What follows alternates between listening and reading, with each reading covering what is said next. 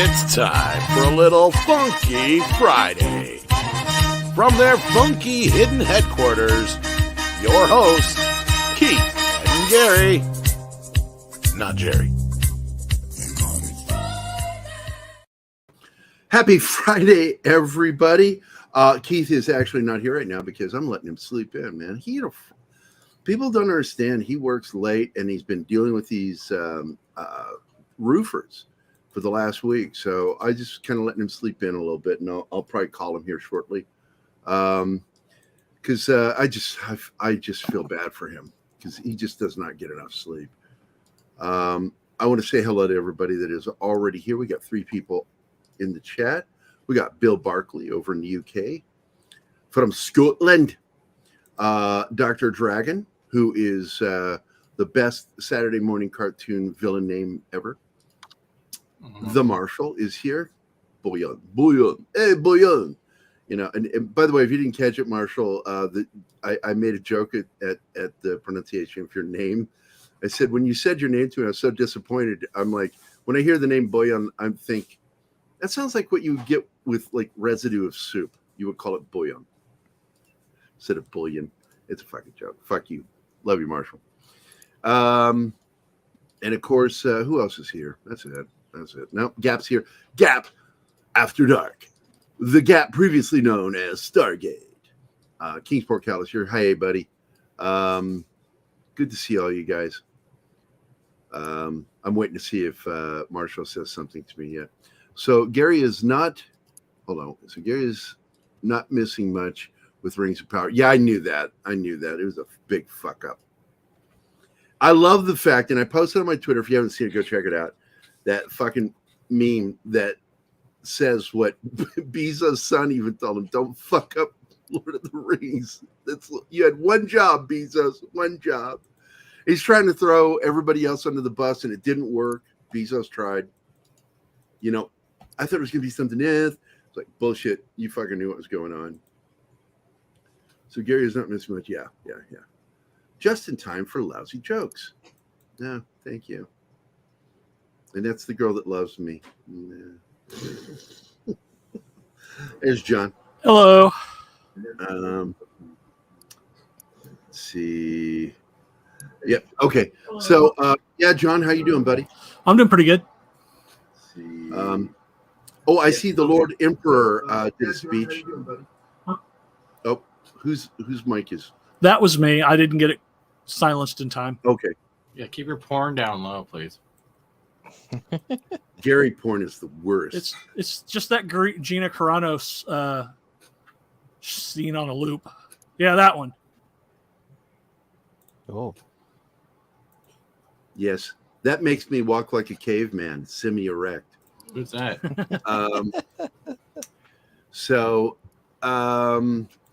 Worst joke ever. There you go. And from me and the rest of the panel, it's another Friday. We are held here against our will with guilt. I also put a lock so they can't leave. That's They're not true. incapable of leaving StreamYard. No, it's locked. No, I can just press the X button. Yeah, go ahead. Well, he also promised biscuits to me, so I'm waiting for him. Biscuits are another name for his balls. No, but he's fucking British, dude. Biscuits means something else over there. What we call cookies here. Yeah. They're over there in the biscuit tin. I don't see any biscuits. I only see cookies. No, those are biscuits, mate. Oh, The biscuits. Of course they are. We're not even 5 minutes in, and we've already gone fucking Down syndrome. Burger. I can count to potato. So, has anyone else on the panel, obviously not you, Gary, seen Rings of Power? I got no. Yes. You try to. I Traitor. watched it. I have another show before this they were going to talk about it, so I had to watch it. And everybody for wish you. Anima Confusa some better feeling because she's so sick today. She's been What'd you sick do all to her? week. I told one of my jokes, That's and right. she went into a coma for a while, came up with a fever, threw up. I mean, it'll teach me. I shouldn't tell her jokes. And that was before the punchline. So Yeah, I never even Before, got to the punchline, dude. I never even got to it. She was throwing up, passing out. Gary, I got some bad news. She's allergic What? to you. That's okay. There are shots for that. And again, I want to let you guys know as you're coming in that the reason why Keith's not here right now is because I'm letting him sleep in. I feel so bad for him. He was falling asleep during the show this morning. The minute, and I told you about this, didn't I, John? I said the minute he's not talking, he starts falling asleep. And I just, his brain stops working, and he just sort of like, and goes out. Doesn't matter who's talking. I mean, obviously I'm talking, so. But the fact is, he and I talk all the time, and he doesn't fall asleep. But he's fucking exhausted. Yes, it's true. Some of my jokes make people sick. Big Raj is here. Hey, good to see you, man. It's been a while. Super sticker, $1.99. Thank you, sir. For you, Thumbs up. Look, for guilt you, again. I'm going to give you this classic.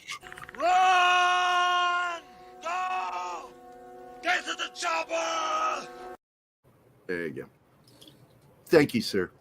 If anybody knows what the sticker is, because StreamYard won't let me see It's a it. thumbs up. Outstanding. Thank you, Big Raj. It's good. Again, it's good seeing you, man. We do not see you enough. You know what? I'm going to change the background. I'm going to do my this one. I like that one. It's a very pop culture-y background. So, but what a week this week. Thank you, Bill. Thank you. And yeah, I've already said that one. I read that one out loud. It could be. It could be. There's always that chance. He's just too white.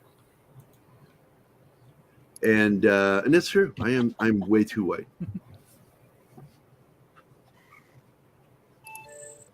No, he didn't. Keith never really pisses me off. But I will say that when he didn't show up for like 50 fucking minutes and I'm raging about something, because I was so fucking angry what he sent me. It triggered the shit out of me. What did he send you? It was the story about Ryan Johnson again, and I'm just like, I'm fucking tired of this shit. Clearly, that's a fucking lie. We're like, It's a ruin lie. Johnson. Ruin. Yeah, ruin Johnson, ruin. I fucking hate that guy. And he just does this. Whenever he's got a new project coming out, he wants to be relevant. So he starts talking about, like, I'm going to be doing my Star Wars film. He does it to piss people off. And the fact that the Hollywood tabloids are anti-fan. They're very anti-fan. They like posting that shit. So, and it just fucking sent me off. Thank you, guys. Thank you for telling her, because I really wanted to feel better. And yeah, it's true. I'm so sorry that my jokes made you sick, honey. I just really hate it. I feel bad. All right, I'm over it. Feel bad now. Wait till you see his back door. It was going to come in at some point. Thank you, Steven. Anytime, like a finger in the back door. Thank you, finger in the back door. Pinky, I hope. No. Oh, not happy. Usually an NBA basketball player. Thumb. Yeah, banana Hey, hands. Gary, that's the elbow. Yeah. Of course, anybody that knows Blazing Saddles gets that joke. If Uh-huh. you don't know Blazing Saddles, watch the movie, then get the joke. Unless you're called a horse mechanic and you're Amish. And you have to watch the actual R-rated version. Is Don't your watch it. hair pulled back in a ponytail? Mhm. Okay, I was wondering why you looked extra feminine today. You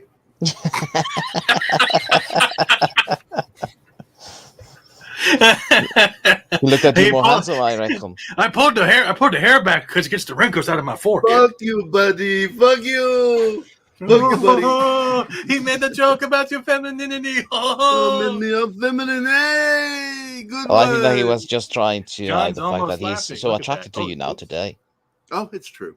It's true. John just wrote down in his head, never do a ponytail. Oh, so Bill, you made me do it. I got to do it now. This is a video that was put on here by Steven too, and Unfortunately. I keep it. There it is. This town needs an enema. There you go. Yeah, it's a little hard for me to do a and- ponytail. I got it all whacked off this morning.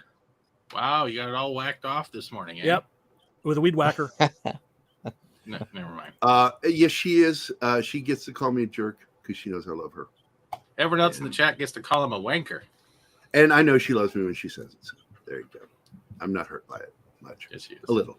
It stings. He's writing in the private chat right now. It stings in my back door. He's asking what's a better Kleenex off Amazon. Hey, Dash Attack. Welcome. Welcome. Mm-hmm. Is this, what's your other account? Dash Attack. Is it Dash Attack? Yes. I just didn't recognize the name. Okay. I'm just confirming. Is Dash one of your viewers? He's everyone's viewers. I was on his channel during the week. If you all paid attention to the Twitter, he had me on for a talk about game. Yeah. I like and share everything you post that I see. You know, That doesn't mean I'm going to watch it or remember it. That's what I'm not there in the morning show. Awkward silence. I love it. No, I'm reading comments. Gary's hat has got the night off. No, it had the whole week off because I don't think you can see it, but I have these 3 predator dots on my forehead, and the hat caused me to get right on the hatband, acne from the heat, and I had these like 3 little pimples, and I had to take the hat off and let it heal. Have you ever danced with the devil by the pale moonlight? What is that full line? He says something about. That's something I ask of all my prey. That's something I ask of all my prey. I just like the way it sounds. Yeah, talking about that. Tom and I got into it yesterday. We just started doing Jack Nicholson movie quotes. It's so much fun. So I don't know what Tom's doing right now. Because they do their morning show and then they take a break and then they do the show in the after evening. But I don't think he's even part of Friday Night Tights anymore. Is he? Oh. Occasionally he's on there. It's been a while since I've seen him there, though. Yeah, because I think he's doing, because he's one of the busy. We talked about it the other night. He's so busy. That's why I hate bothering him. But I love it when he just pops in, man. He just shows up in the chat and then I send him an invite and he comes on. You know, because I'm a busy dude, and I know I'm probably one of the busiest people you'll ever meet, because if I'm not doing stuff for our shows, I'm fucking doing commissions of art, and always doing commissions, and I'm always busy, and people get irritated because it's like, why are you so far behind? I said, look, man, I can only work 4 hours a day now at most because of my neck. So it's going to take longer for me to finish things. I'm older. I'm old. I'm old and decrepit. I'm just going to see if somebody messages. You just need the right drugs. Look, I got this shit here. It didn't do anything for me. Where is it? Gabapentin. Did nothing for me. But do you feel the difference when you take it? Yeah, well, I take it for a different reason. I take it for my neuropathy in my Oh, legs. yeah, the priapism, your constant painful erection. Yeah, that. Yeah. That. Yeah. Because it looks like a linguine. No, tramadol's the workhorse. That's what does most. Does most of the pain relief for me. Now, what is tramadol? What does it do? Because I don't remember reading about that. It's a pain. Microwave. It's a pain reliever, like Oxy, but not as powerful. Still a controlled substance. I'm going to ask my doctor for that because I don't want anything strong. I think that's a microwave. I don't know. Gary, are you backing up? Oh no! We heard something like that earlier on the show. Remember that? I'm like, what the fuck is that noise? Is that your chair trying to escape? Well, that's the short of that. For a guy who's a fake fat guy, you sure do. Sure do. About fucking fat. Tune in next week when Gary has a comeback. Talking over somebody is not how you keep them from doing a coke. Oh boy. And all right, vacation. We started earlier. Was that male dominance there? Wow. Okay, I see what you're saying. Okay, Dash. But anyway, it's really good to see you guys. Let me see if I miss anybody. Railway Nation's here. Good to see you, man. Good to see you. So, all right. I wanted to wait for Keith, but I guess we can go ahead and just sort of talk about some of this shit. I'm so annoyed at some of the things that they do in the comic industry, including the film comic industry. They focus way too much on villains and raise villains to a heroic level, which is really bizarre thing to do. And of course, Bleeding Full posted an article on this subject here. Comic books should be elevating the heroes, not the villains. And I agree. A writer at the Philadelphia Tribune speaks about the history of comics from a time when they were more serious business, and even makes a most interesting declaration. And here's the, it should be in quotes, I thought. But anyway, how well do you recall your knowledge of and relationship with comic books? Well, let me reacquaint you with some popular comic book characters from back in the day that may tease your memory. Perhaps you were fans of Archie with his sidekicks Jughead, Reggie, Veronica, and Betty. Don't forget Moose. Then there were favorite characters such as Beetle Bailey, Dagwood, Little Lulu, Mickey Mouse, Donald Duck, and Dick Tracy. If you were like me, the superheroes in particular, Captain Marvel, Batman, and the Robin, and of course the Captain Marvel he's talking about is the real Captain Marvel, Shazam, as they call him now, and Superman, were the comics that garnered the most interest. Now, unlike some of you, I was not a fan of Bizarro. This supervillain was an antagonist to Superman with an unenviable appearance. As a child, I viewed him as evil, and I did not like him. I didn't like him as a kid either. Even though it looked cool, I didn't like him as a character. How about that? Somebody realized villains, criminals are not somebody to admire. Not even Bizarro, in sharp contrast to modern times where you have alarming cases turning up, including Joker worship and even Red Skull worship. And deadly villains are considered infinitely more valuable than heroes, to the point where villains in mainstream superhero fare will rise from the grave, while heroes, co-stars, by contrast, may remain there. This was certainly a policy Joe Quesada initially set up when he became Marvel's EIC. And while he later moved away from it, the damage had still been done. Yet villains like the Joker were allowed to remain alive, no matter how much they were established as willing to commit lethal offenses. And that can send as bad a message as all the celebrations lavished upon the villains. The article also tells the following about education.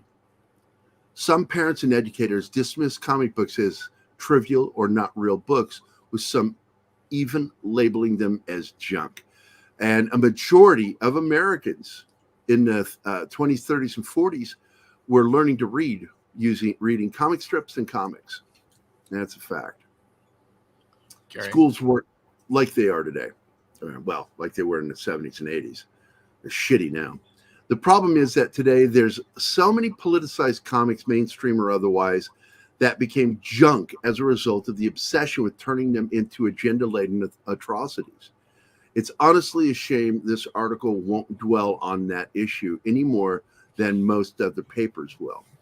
What parent in the right frame of mind will want their children reading these if they're so flooded with bad ideologies? In a way, that too is a form of villain worship. One more reason why Marvel DC's most far left output shouldn't be bought or read. And that's, I 100% agree with that statement. And while it's a shame this article won't go far enough exploring what went wrong with comicdom, I'll give the writer some credit for recognizing why villains, criminals are not admirable figures. Most definitely not villains like Joker, whose MO is extremely lethal. And he's right. And I don't know, what do you guys think of that article? I think it's fairly spot on.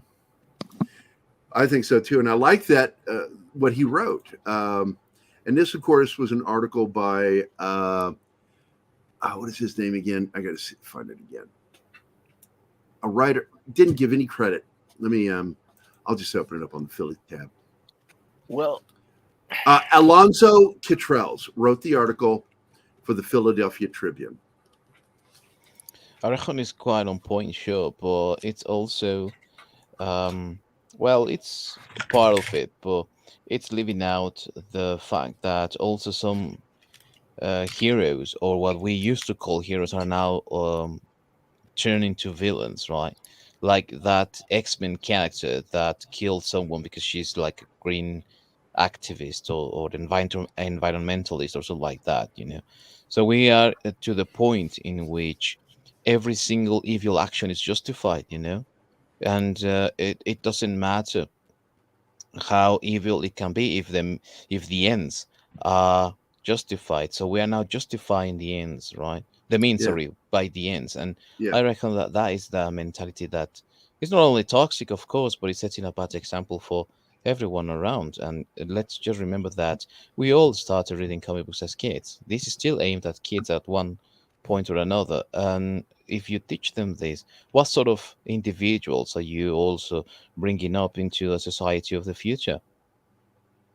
What I see is the mind of the villainous writer who's trying to convince themselves and the other people that they're not the villain. They are the pure. That is what I see. Yeah, and look, I get it. When it comes to writing, your film with a protagonist and an antagonist, your film with an antagonist is only as good as your antagonist. You have to make them interesting. And I get that level, like Darth Vader, you know, you get characters like that, and eventually they have their redemption curve. But Disney has this thing now where they don't even bother with the redemption curve. They just make a whole new film about a villain and just show they're just misunderstood. You know, villain is just a misunderstood hero. Now, that's what a villain is. They think they're the hero, but in reality, they're the destructive force, the real one. And a good writer knows that. And this is why Disney has been a vacuum for so long, because it keeps wanting to remake the villains from their films into their own films. You know, doing a series of the kids of villains. You know, it's just like you're making the villains heroes. Disney is turned this into a trade. And the people that watch that stuff, I question, do you understand how bad an idea that is to do that? It really is. And It's a even bad worse, idea to make villains the good guys, because you send questionable stuff, because these things are supposedly for families, kids, right? and So even you're worse, telling your mate. kids, you're giving them mixed signals. I think And that even article worse was when pretty you spot on. My son enjoys the Joker just because he's the bad guy. Well, you're supposed to enjoy the villain, but you're not supposed to hero And worship them and raise them above the hero. No, of course not. But look at what the kids are being given right now. You mentioned the Disney villains. Look at all those descendant movies and shows and all that, where the children of those villains are also the stars, you know. I mean, they might not be evil, but they are a stem of evil. So what you are saying is that evil is just as normal and has just as a decent regular life as any other person, and that's not the thing, you know. I mean, a villain acts upon the chaos that is prevalent in a society. So if you got chaos, you can expect there to be a villain. That's what makes the Joker such an interesting character, because he works on chaos, while Batman, we know, is always ready and always prepared to face whatever comes his way, because he's under control. So they are exact polar opposites, and that's the great thing about having villains, or even villains that are, you know, ambiguous, or have justifiable objectives, like Magneto, right? We know that he wants the survival of his own group, right, the mutants, but his means are wrong and questionable. And when do you see this questioning now in modern comic books or modern entertainment, for that matter? We don't see it anymore. No, they've stopped giving us a clear cut bad guy. Yeah. Everybody's got to either be, it's all got to be either shades of gray, or the villain has to have some sort of redemption arc. Well, Yeah. that's just it. And George Lucas kind of started that whole path with Darth Vader, but Darth Vader was never because I really feel the Emperor should have been more involved in the storytelling. But you needed to be afraid of Darth Vader. He was a threat, but once we got to Return of the Jedi, that threat was gone. He was no longer a threat to Luke Skywalker. The Emperor was. The Emperor became the main threat. And I almost wish he had done that the entire trilogy, but I understand what he was doing. He was trying to make Darth Vader the main bad guy so his redemption would be even more impressive. But everybody tries to copy that, and they don't fucking follow the same process that Lucas did of making him the bad guy. He's clearly a fucking villain. Yeah. But only through love for your child can he be changed. And they don't have the patience to do it right, because he took some time to give us this redemption. And people right now that are writing stuff or that are green lighting projects, they just want quick things, because they want the quick cash as well. And they don't take the time to build their characters, to set them with motivations. Even a villain needs to have motivations, even if it's as you know, trivial as getting money or something like that. They need to have motivations, and we don't see that anymore whenever they are writing stuff. Oh yeah. They're very slow in trying to bring quality content, but they are quick in writing something and then making it all cheap. Like, just look at Riva from Kenobi. Where was her redemption arc? You just had redemption right there, but you never really saw any hints of that being the case. It was just like, and then she redeems herself. It's like a 5-year-old telling you a story. Yeah, I agree, man. Yeah. So, Marshall just took a shit on me. All right, thanks, buddy. Bill Barkley wanted to see a pop culture minefield comic, but Marshall says it would just be Gary monologuing through the entire book, with maybe Keith saying something every now and then. I don't see it selling well. Yeah, fuck you. Keep Boyan. Your name sounds like dried soup. I love Marshall. I hear you. I love them both. Yeah. By the way, Lord Thoth, good to see you, man. Who else bounced in that I didn't say hi to? We got War Monkey, one of the 3 monkeys, my favorite monkeys on the show. Now you've got 3. Yeah, that's right. And then Christopher Carroll is here. Welcome. And I think I said hi to. No, I didn't. Real Wade Nation, good to see you. And don't call me Wave. Good to see you guys. Welcome back to the show. It's so weird. I got more people watching us in the morning than in the afternoon. We can only do one fill of you a day, Gary. Yeah, whatever. Remember, this is an ensemble cast. Mm-hmm. Mm-hmm. With our feminine leader. They show up when it's just me. Mm-hmm. Is that because you guilt them on Twitter? The only people I guilt are you. Yeah, I know. And Keith. I'll do it to Keith every once in a while, just fuck with him. I'm probably bringing down the numbers. And I just called him, by the way. He's on his way, which means he'll be in another half hour. So I wanted him to sleep in. We are used to the morning show. Yeah, but the morning show is younger than this one. I've only been doing it a short time. Yeah. This one's been going on for 3 years.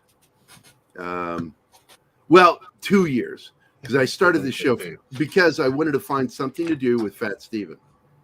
And so I created TGIF. That's all I am, Gary, just a number. Monkey. Hi, Penny. Hi. Welcome to the show. Kingsport Cal, of course, is awesome. He's always regular. And I keep looking to see what Anima is saying.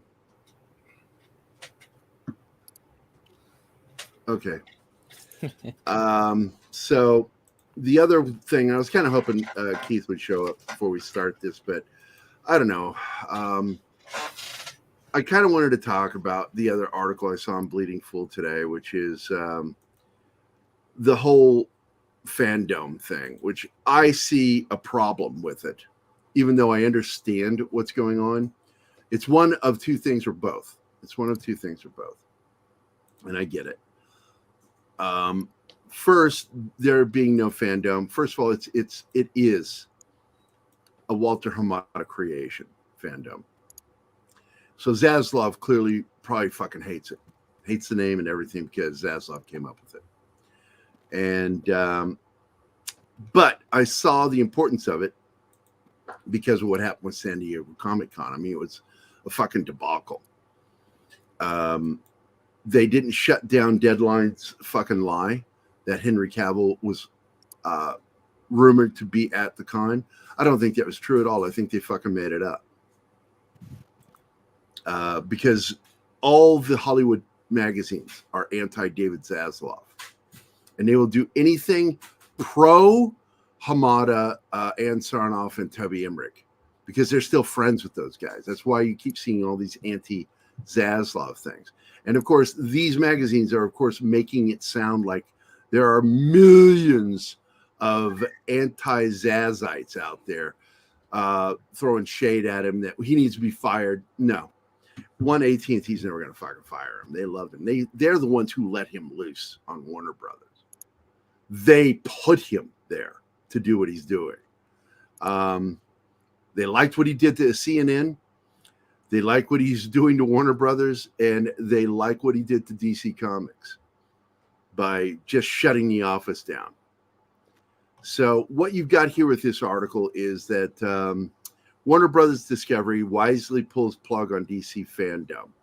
I don't know how wisely because, once again, San Diego is a fucking debacle. And well, because they had nothing to show, right? They had something to show. Yeah, very little. But they didn't know. They had one thing, The Rock. That was a huge thing. And it should have been a huge thing.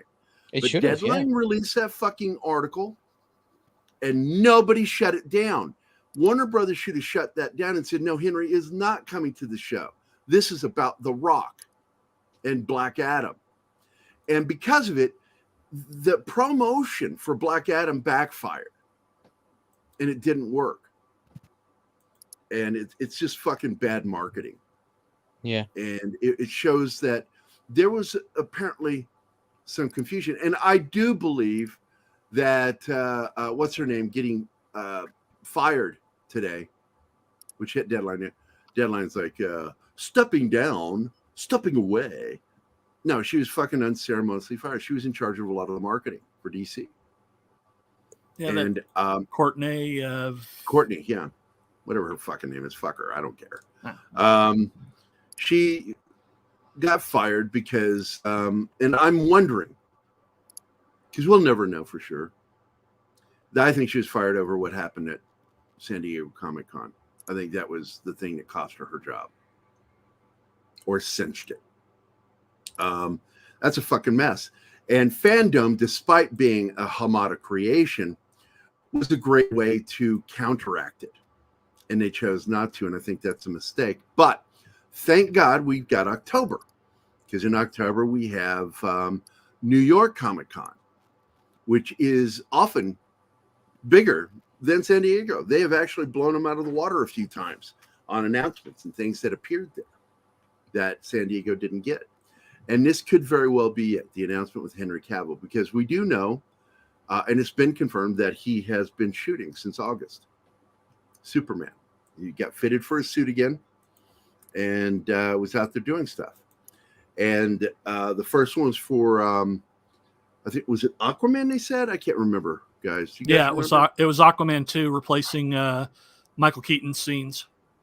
Well, Ben Affleck's doing... Or Ben Affleck, scenes. sorry, yeah. Ben Affleck, no, but they're saying that Henry Cavill is back too and doing scenes. And I said, look, and this is what I keep telling people. They say one film, but not the other. The Flash, it's like, no, if you're going to do it for one, you're going to do it for the other. Because the whole thing was Zaslav, as he's saying, everything has to connect. That's why Batgirl went away. Doesn't connect. So, was that Keith? Is Keith here? Yes. There he is. Hey, Keith. All right. Keith. So, hi, buddy. Hey, how's it going, everybody? Did I let you get enough sleep? Yeah. All right, good. Hey, CJ Batpunk, what's up, buddy? So basically, what I said is what I said earlier, is that I kind of get this because I think Zaslav fucking hates anything related to Hamada.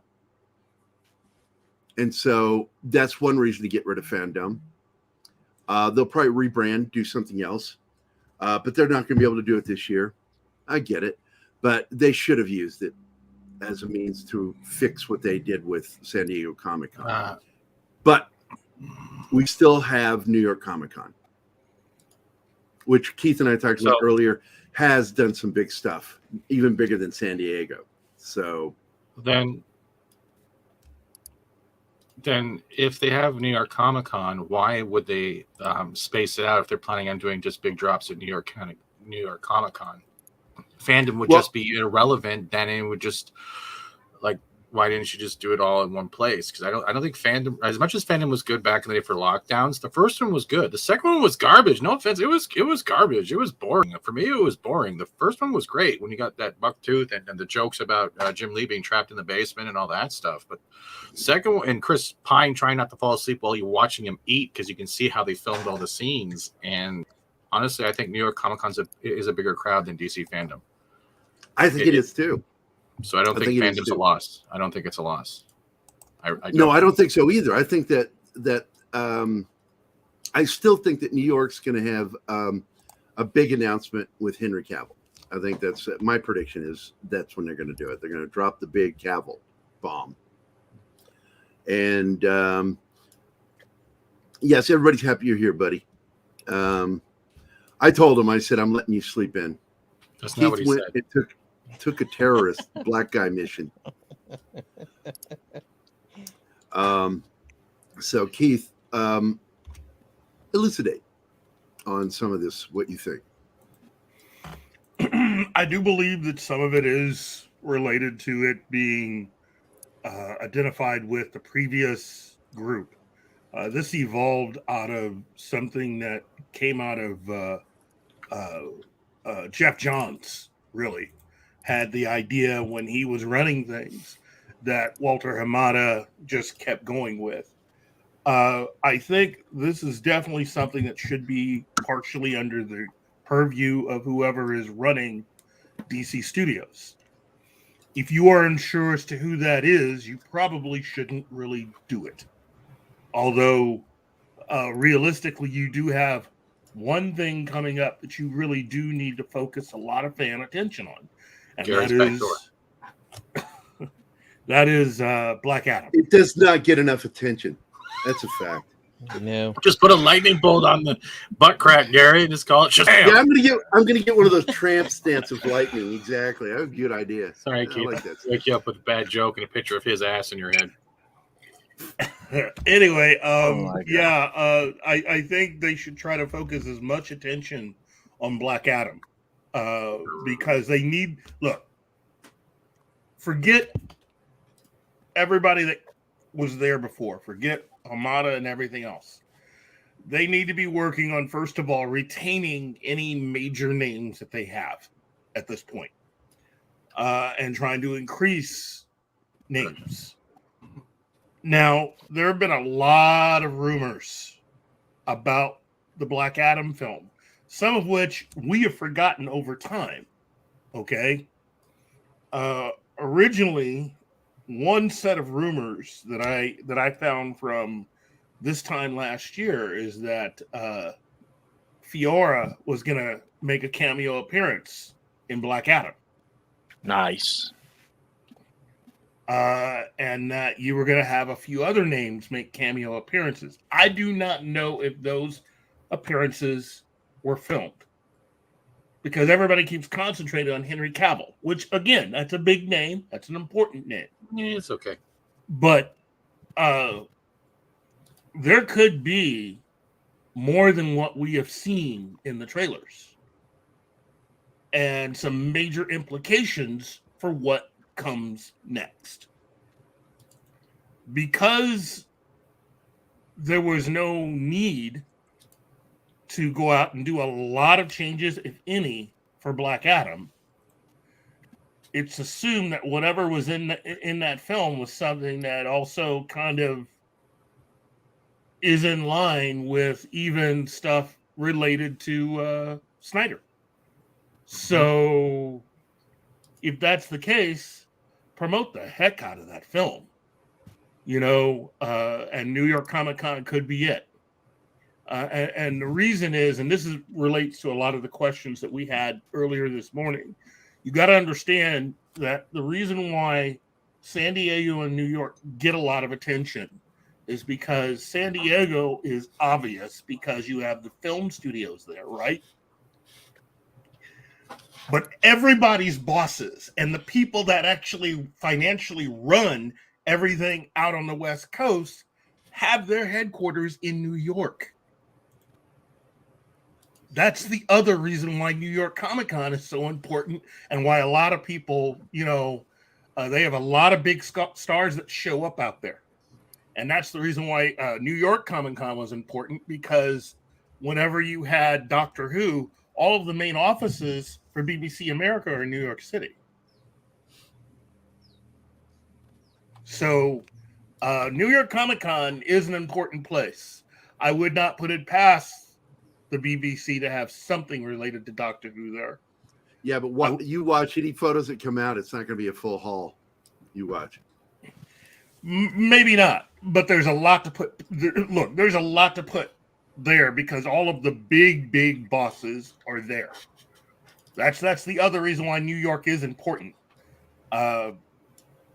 Everything just looks better in San Diego because it's a little more. It's easier to get a lot of these actors because they like living out there. But a lot of them felt pressured to show up to New York because a lot of the financial people that give money to those studios are in New York, which means you better get your backside there. So Zaslav should go ahead and just circle all the wagons and just concentrate on New York and do what it looked like they were doing for San Diego. That whole idea of trying to build everything around The Rock and around Black Adam, it was a good idea, but it was the wrong place to do it. Okay? New York Comic Con, since it is right before the premiere of Black Adam, I mean, you're headed right in there by about 2 to 3 weeks. New York Comic Con's the place where you really wanted to do a lot of that. Yeah, and as I recall, you and I talked about the fact that it was that DC was trying to blow Marvel out of the water is what that was all about. Yeah, and it should have been a more unified experience. Look, it would have been better to have everybody show up for San Diego. To have Pierce Brosnan, back when we thought Michael Keaton was still in The Flash, to have Michael Keaton, to have you've got 3 major names spread out to 3 different movies. Okay? Yeah. Helen Mirren in Shazam 2. Yeah. Helen Mirren. Pierce Brosnan, and Michael Keaton. And the fact that none of those 3 showed up to San Diego is not good. Because, I mean, again, we got nothing really out of that other than the disappointment that Henry Cavill wasn't there and The Rock trying to focus everything on him. He had the right idea, just the wrong place to do it. And the wrong, also the wrong action, right? Like there was no organization. They have time to get something together for New York. But at the same time, I reckon that it's also important to them to do it. Otherwise, they are going to be left with no real marketing for Black Adam. And I reckon that, I mean, for what we have seen, it looks like a good film. So it deserves a little bit more credit, a little bit more marketing to promote it, to get people interested in this. Because I reckon that it could really be like the door that will be opening more opportunities for all the DC universe to come to life on the big screen, if done right, correctly, of course. Yes, this is a big beginning for them, a new beginning. But you need to take advantage of what you have, and you've got one of the biggest stars out there, which is Dwayne Johnson. But unfortunately, I think Dwayne's idea, again, he seems to be really focusing on all of the kinds of things that you would do if you were still in the WWE. And it was a good idea, but it makes more sense to have done all of those theatrics in New York and to turn San Diego into a big star-studded fest with Michael Keaton, with Pierce Brosnan, and with Helen Mirren. Yeah. Take advantage of those stars and the 3 films that covers, because it also then goes into the whole universe thing. You're trying to basically get people interested in these individual movies, and they're all connected by this story that you're wanting to do. And so, since you haven't really seen anything for a while, and since we were coming out of the pandemic, this is the first big major convention, San Diego, the whole 9 yards. That's when you have the stars. That's when you put that out. But now we're running into the by the time New York happens, you're getting down to the wire with Black Adam. Oh, then you go balls to the walls at New York Comic Con. You put those posters, you give out T-shirts, black T-shirts with the Thunderbolt on it. You turn New York into Black Adam Central is what you do. And you go that way, because it's closer to the release of the film. Yeah. Not that I should be running everything out there, but I think I can do at least all right at New York Comic Con. I mean, you make a big show. The bags that they have, those big convention bags that are actually backpacks and everything. A couple of years ago, when they did all of the DC related bags, because you saw nothing but those bags that one year that they had. Everybody was wearing a bag, and it was either Arrow, it was either the Flash, it was either Legends of Tomorrow. You do the same thing with Black Adam, but it's all Black Adam everywhere. You make sure there is nobody walking through that convention center that doesn't have at least some piece of memorabilia related to Black Adam. Yeah, it should really be an aggressive marketing campaign that Yes. they've got, because otherwise they're going to fail. I don't know about failing, but you should at least see he wants that kind of showing. Okay, and I get it. It's like Gary was saying earlier for this morning show. His mentality for this is more along the lines of WWE, and that's fine. There's nothing wrong with it as long as you do the right thing at the right place at the right time. And of course, that all got blown up because of Deadline. Yeah, Deadline fostered something and got people looking for something different. And so, no matter what, it was intentional sabotage. Yeah, of the convention. Okay, and that's why intentional. I absolutely believe that is the case, because they have proven to be very as a hashtag anti-Zazites. Every single Hollywood periodical, every single one of them, is anti-Zazite. They don't fucking like Zaslav. They are absolutely pro Hamada and Sarnoff and Tubby Emmerich. They will do anything and everything to support them, even though they're never coming back. They're never fucking coming back. So why? Yeah. There's no logic behind what Deadline, The Wrap, and Variety are doing. There's no logic behind it. No. They are alienating the head of fucking Warner Discovery. Yep. Well, for they what? hate him. Because you don't like him? Well, guess what? You're not going to be first in line to get fucking feeds from Warner Brothers anymore.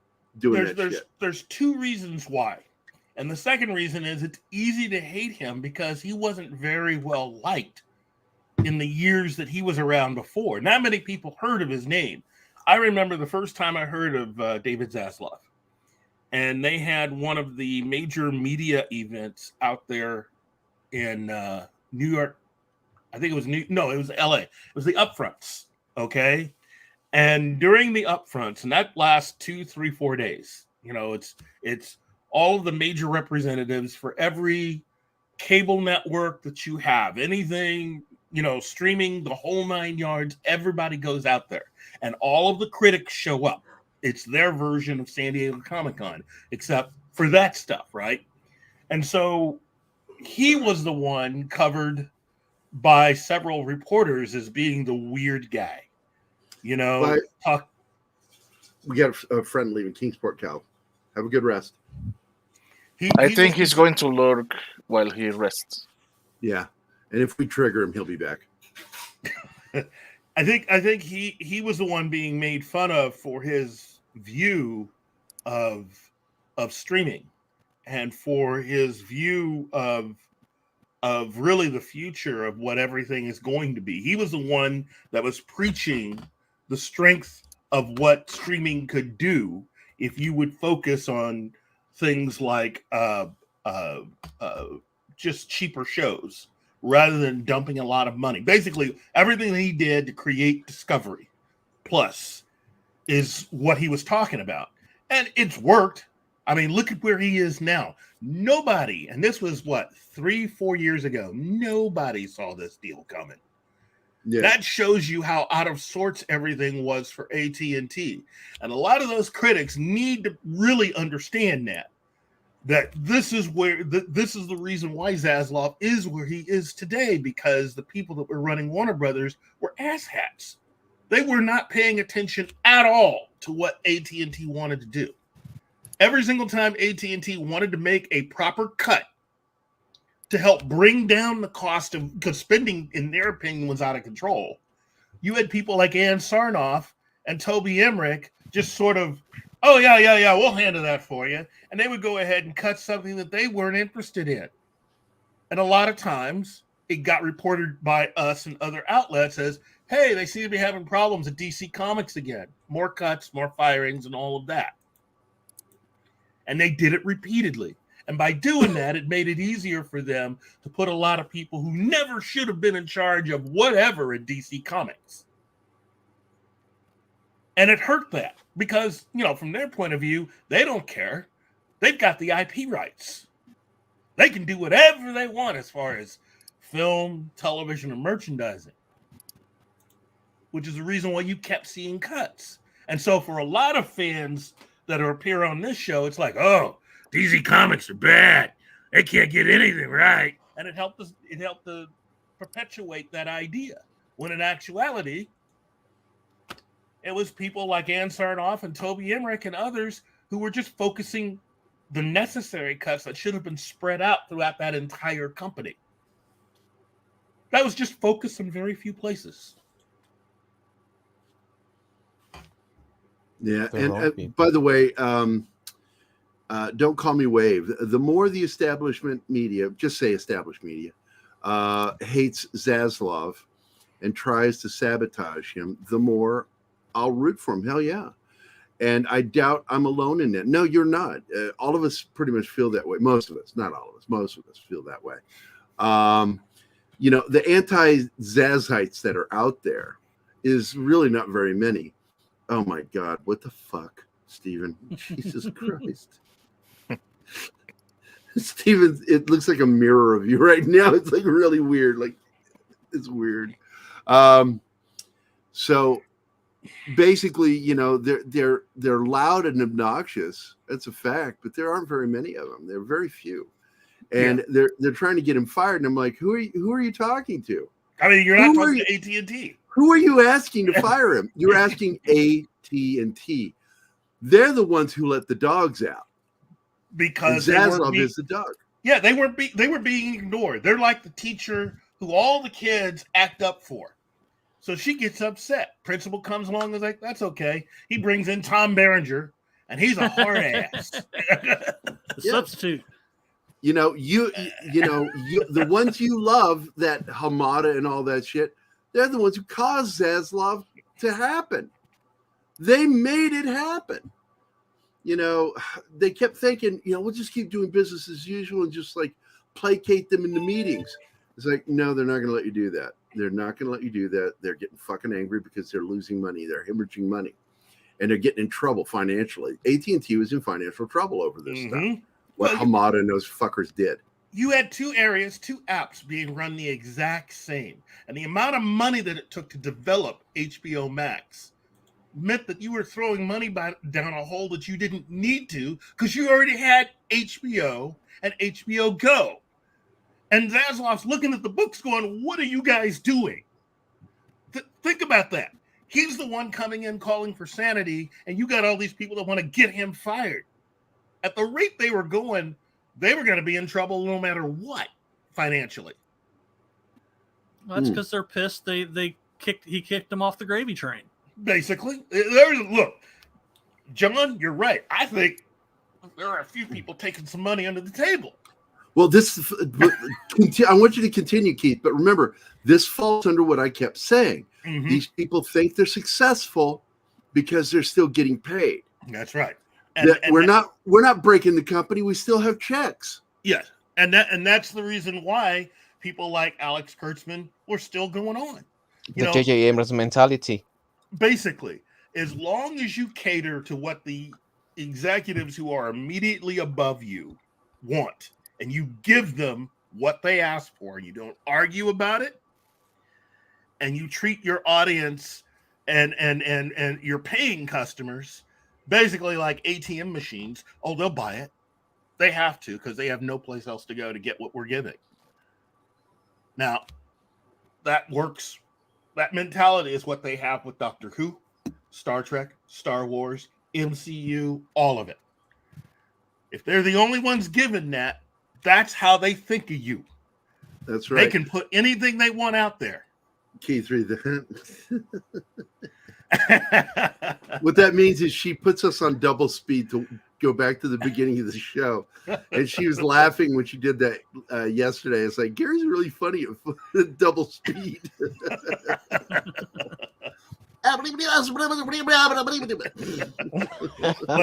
it is something that I think even someone like when you look at like Brian Robbins at Paramount.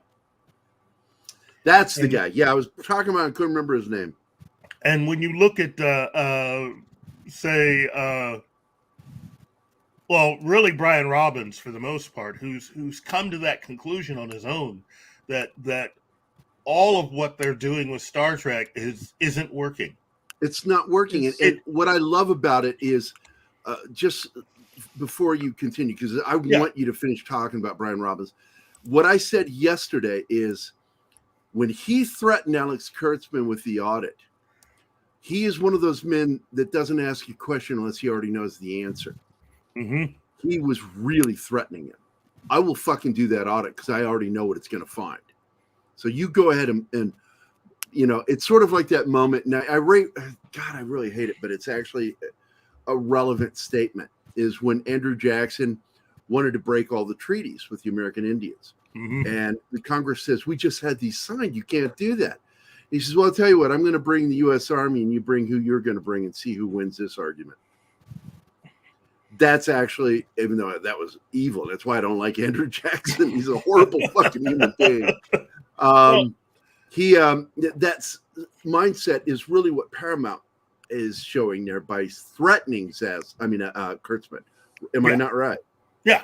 Well, and again, you see a lot of CEOs who are looking, at their debt, who are looking at what fans are doing and the bottom line of their companies. And then they look at David Zaslav. Read that one. And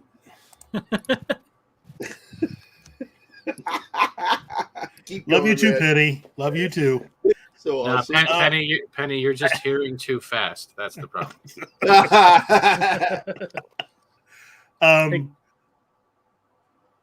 Keith Robbins, is that the Robbins that used to be an actor? Yes. Say Head of the Class. Head of the Class. Okay. Yeah, I thought he looked familiar.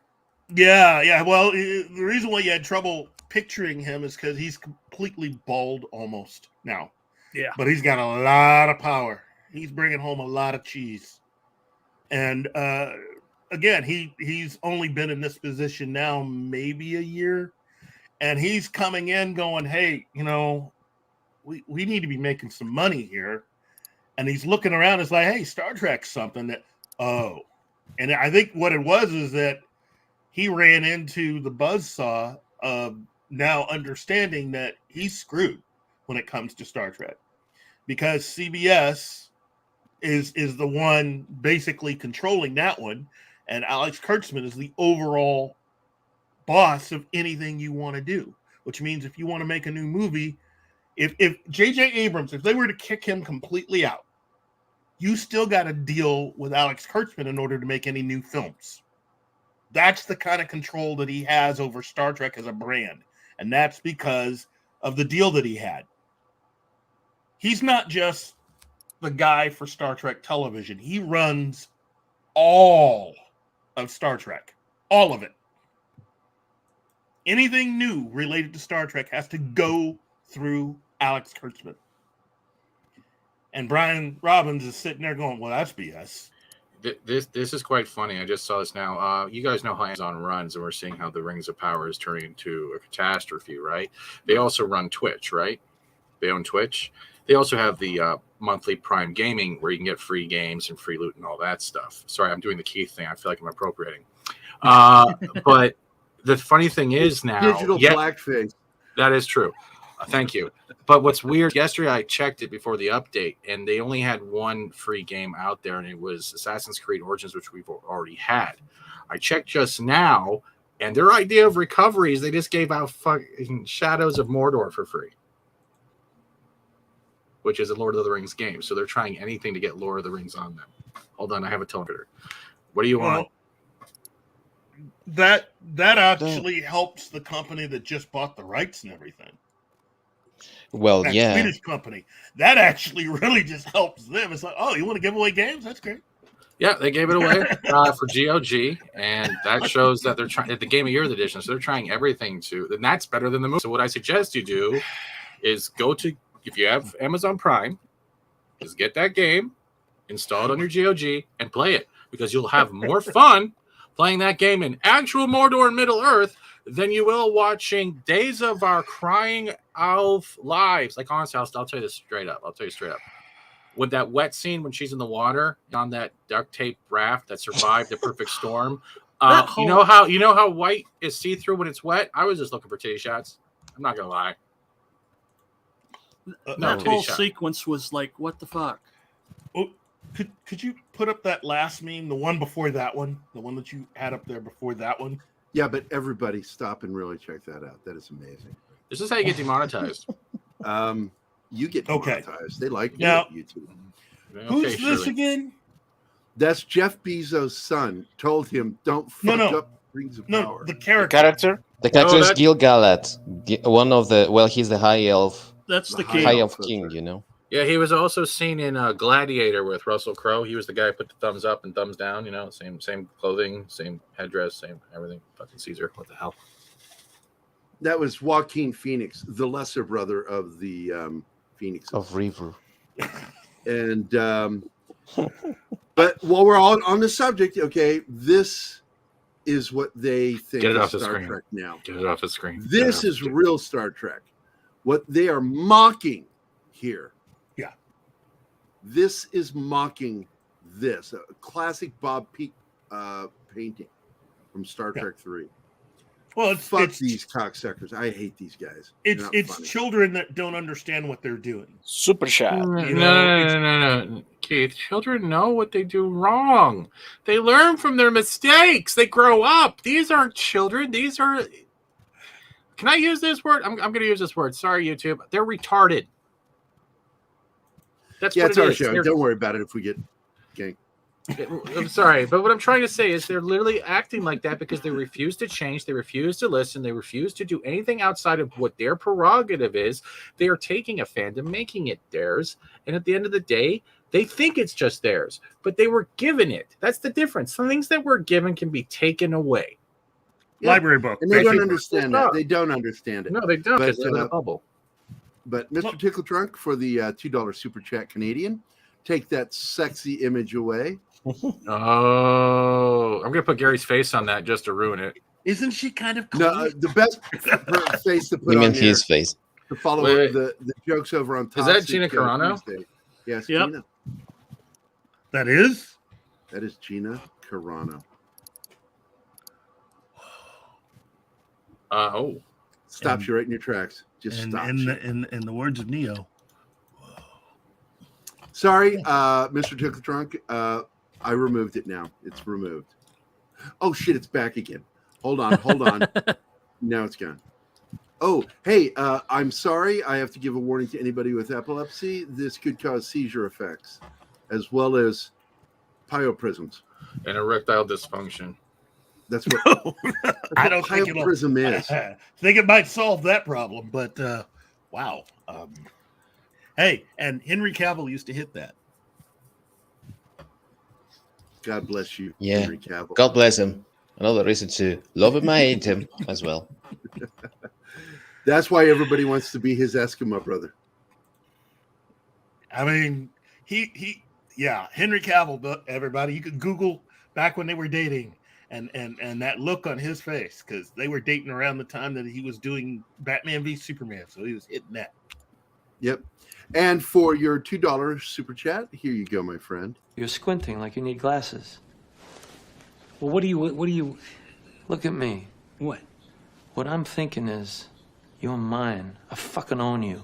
But what I'm not doing is feeling one way or another about it. You see, you're not a person to me. You're an entry in my book. That's all. You're just a guy who owes me money. I love the way he says, I fucking own you. That's Zaslav. And we have another. Oh, psychology works on Gary. Oh, okay. You got me doing it on purpose. You tricked me. Motherfucker, I hate you. No, I love you. Thank you again Bill? for another.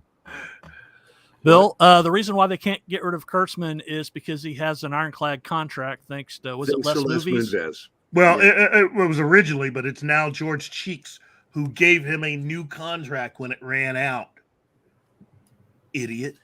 So George Cheeks should be taken out and treated like a harp seal. All right. Thank you for the $2 super chat, buddy. And always happy to show you that. And you know what? I'm going to get a Gina Carano video. I'm going to get something. But here you go. This is for you right now. Hey, here's your free cup of coffee from a lady in Rhode Island. What? To all my fellow vets that find that shit funny. And where is Shinatsky? He's like, asked me to put this video on here, and then he's not here. Where is Shinatsky? Does anybody know? Here, I added this video just for him. It'll be for this weekend, but I'm going to premiere it now. This is for when things go bad, and you don't like something you're watching. Here. Turn it off. Turn it off.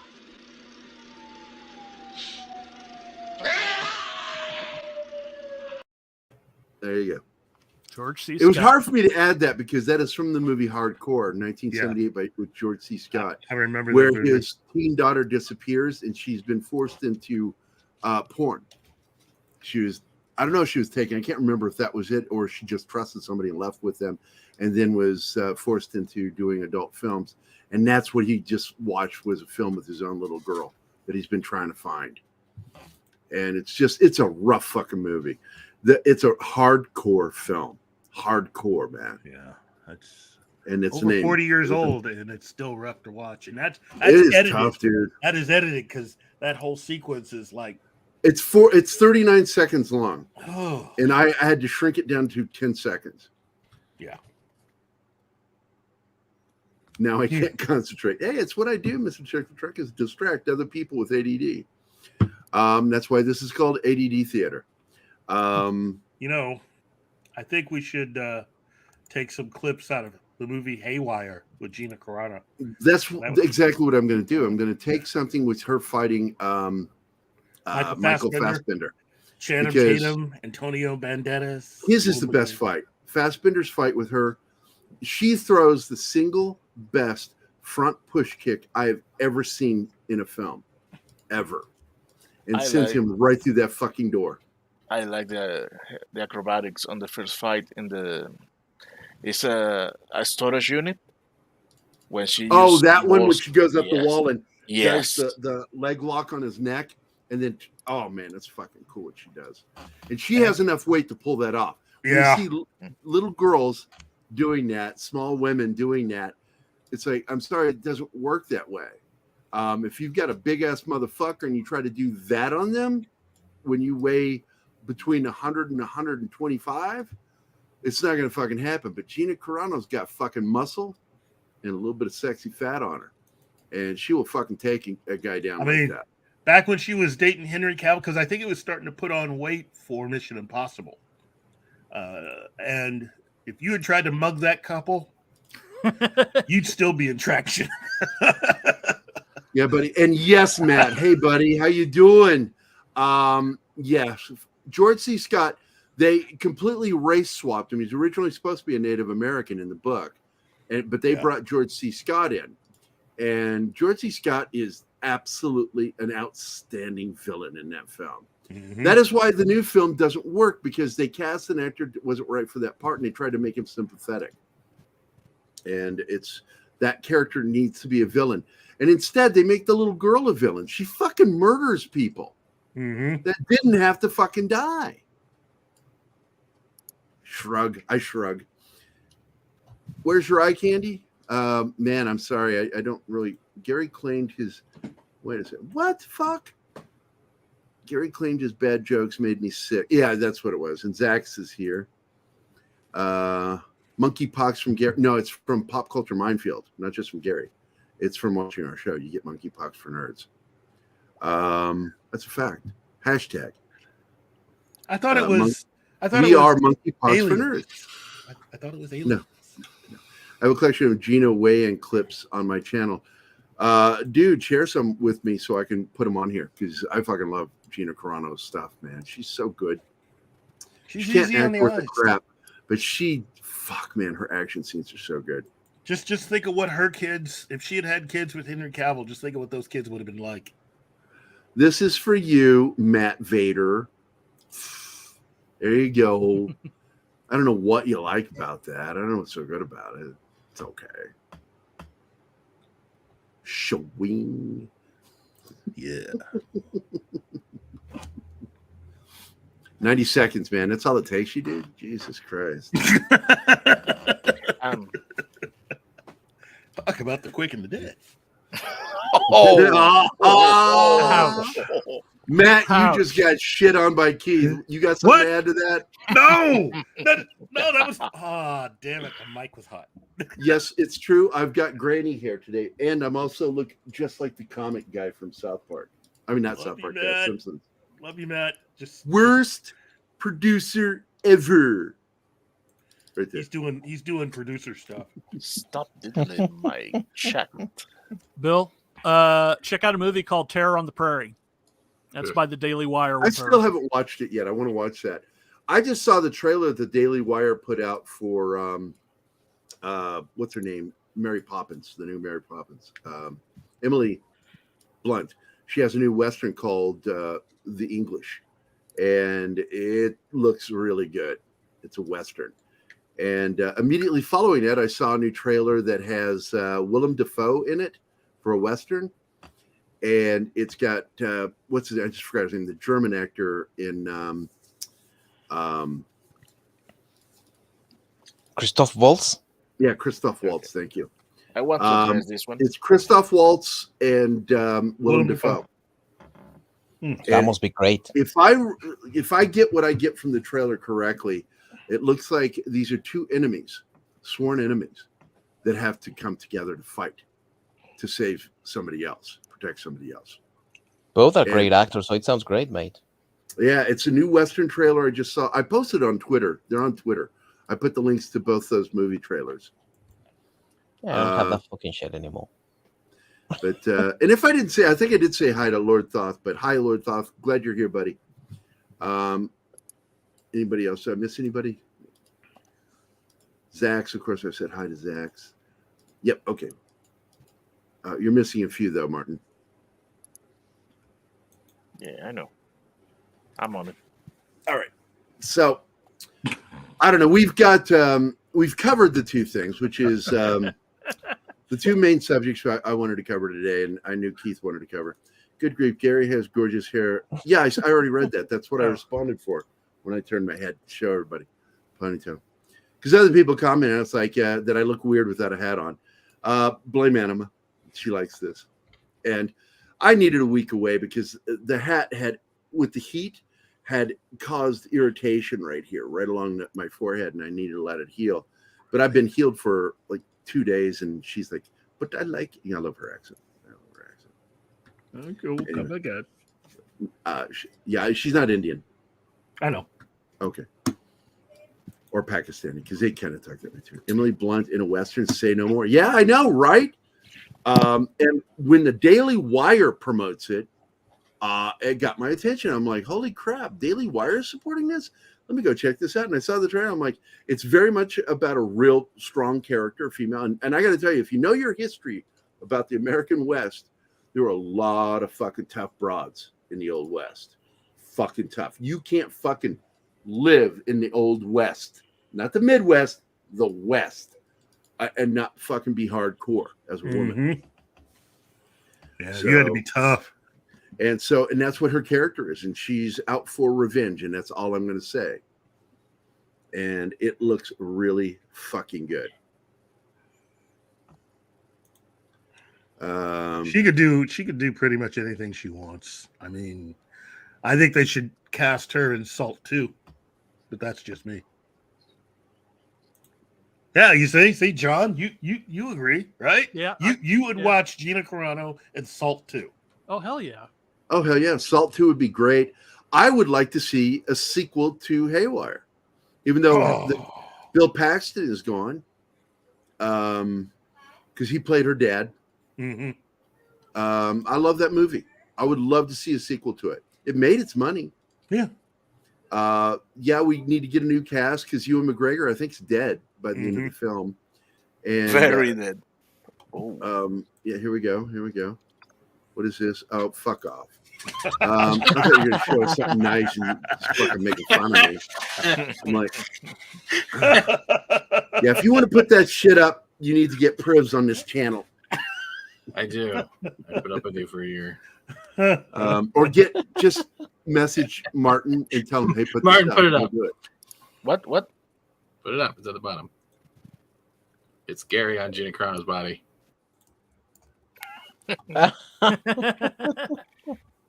I kicked him. I shouldn't have done that, but it was funny. Oh, you kicked him completely out.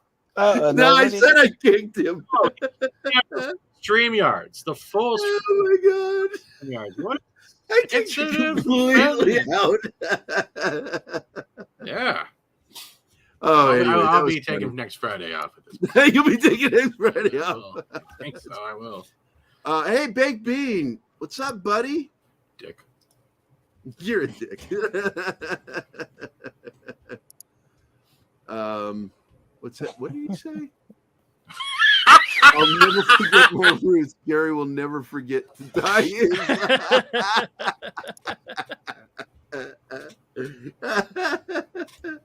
I never dye my hair, but I will dye this shit.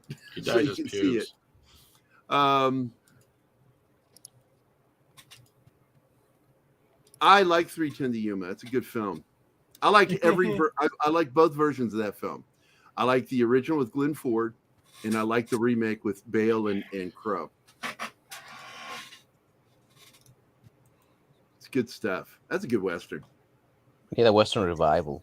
And if they keep turning out good movies with good there actors, was a period of time when you just didn't have any Westerns. They stopped making them because what they discovered was, even though they don't have very much in the way of effects, making a Western is expensive because you have to rent the space of this at a studio or build a fucking set. And it got so expensive. And of course, the movie that broke that and brought it back was Silverado. Yeah. And Silverado built that town, and that town lasted for decades. And finally, they burned it down in a movie. Man. They Yeah, this year is the 40th anniversary of Blade Runner, The Thing, and Star Trek Through the Wrath of Khan, as well as another great fucking movie. It's Conan the Barbarian. And your favorite movie, E.T. as well, right? Fuck E.T. They are having a special showing this weekend in certain select theaters of the director's cut of the film. No, Bill, I will not. No. I am not fucking woke. No blue or purple on me, or pink. None of that Just shit. pubic hair.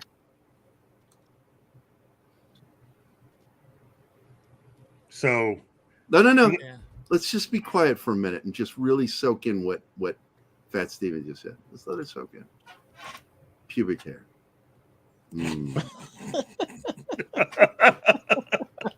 I said just his pubic hair, he dyes blue. That's why no one can tell.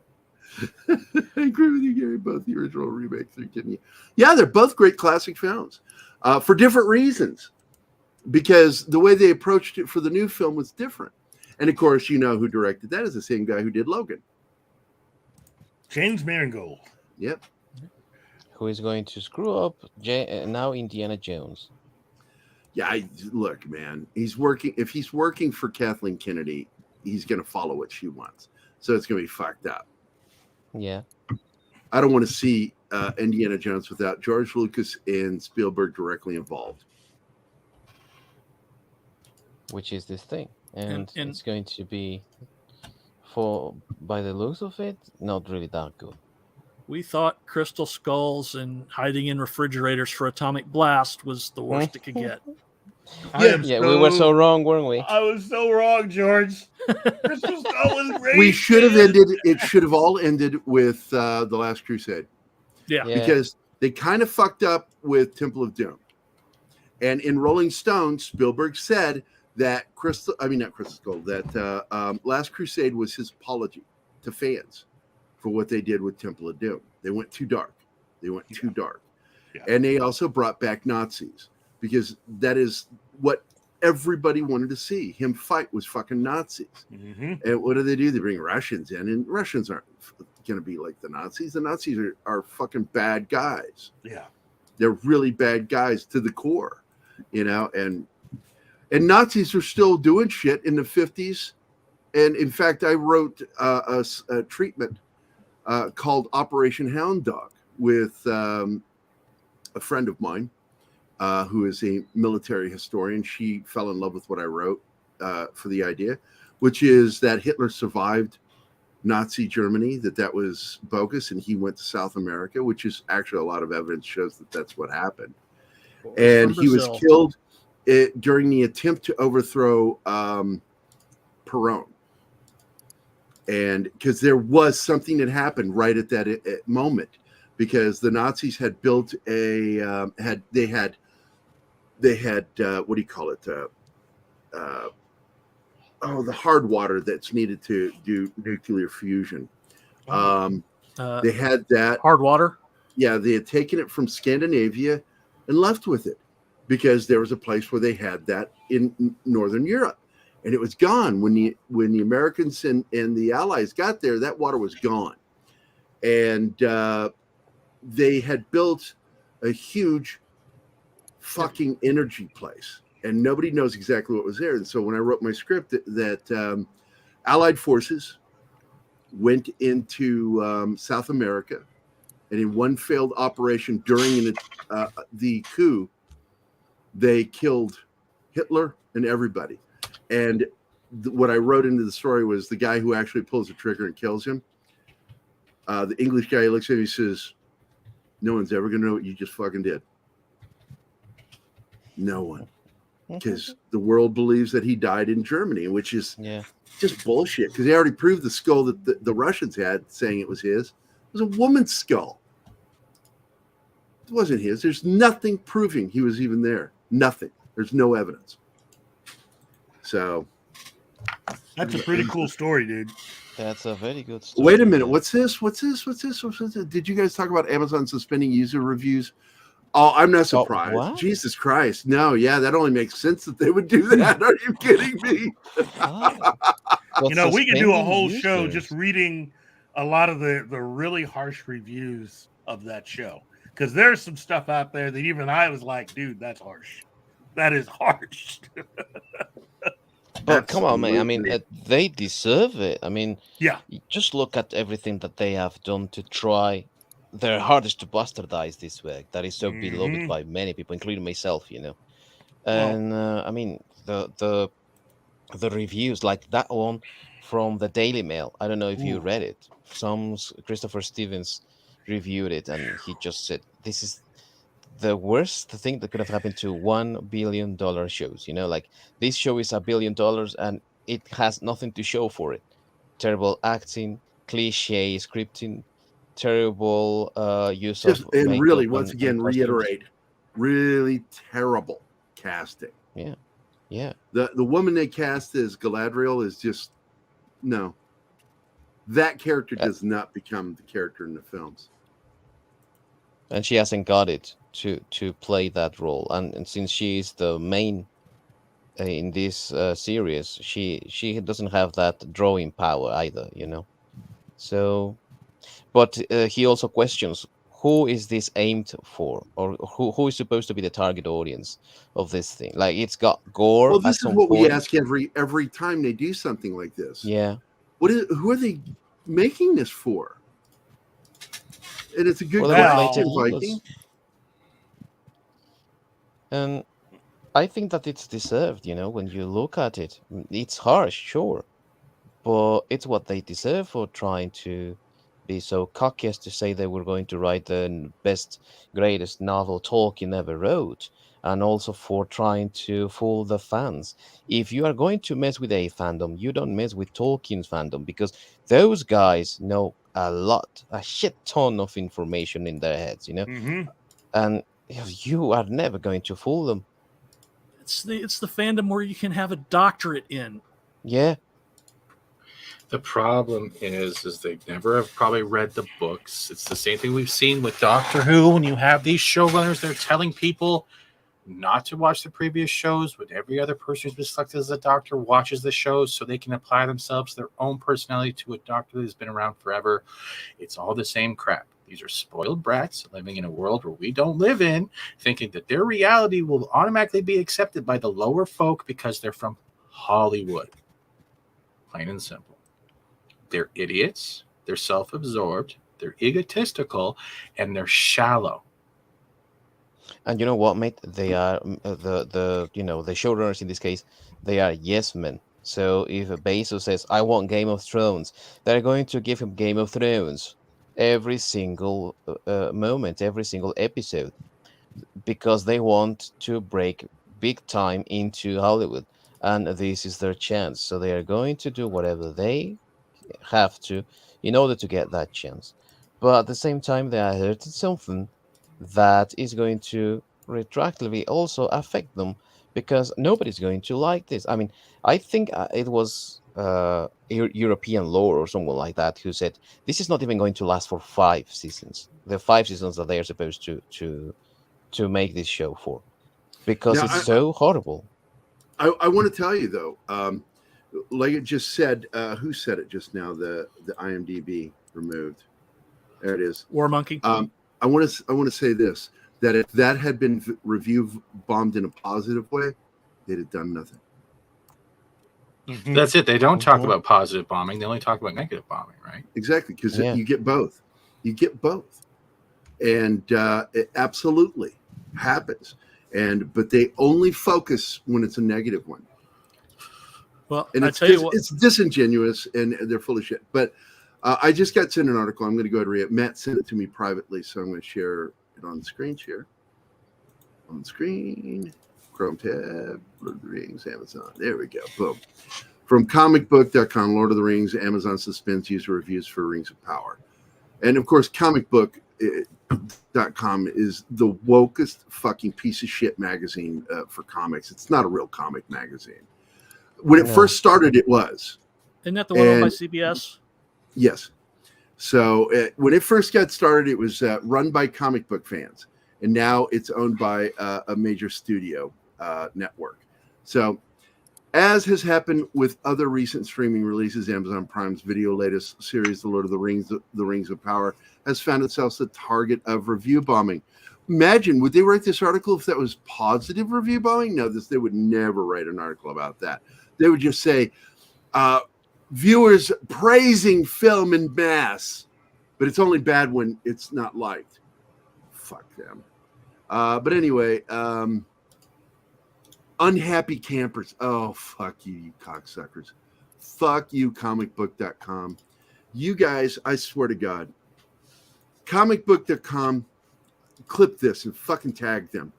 You're a bunch of fucking cowards. You're cowards. You have no journalistic integrity at all. Nobody there is a real legitimate journalist. I don't give a shit if you got a degree in journalism. That doesn't make you a journalist.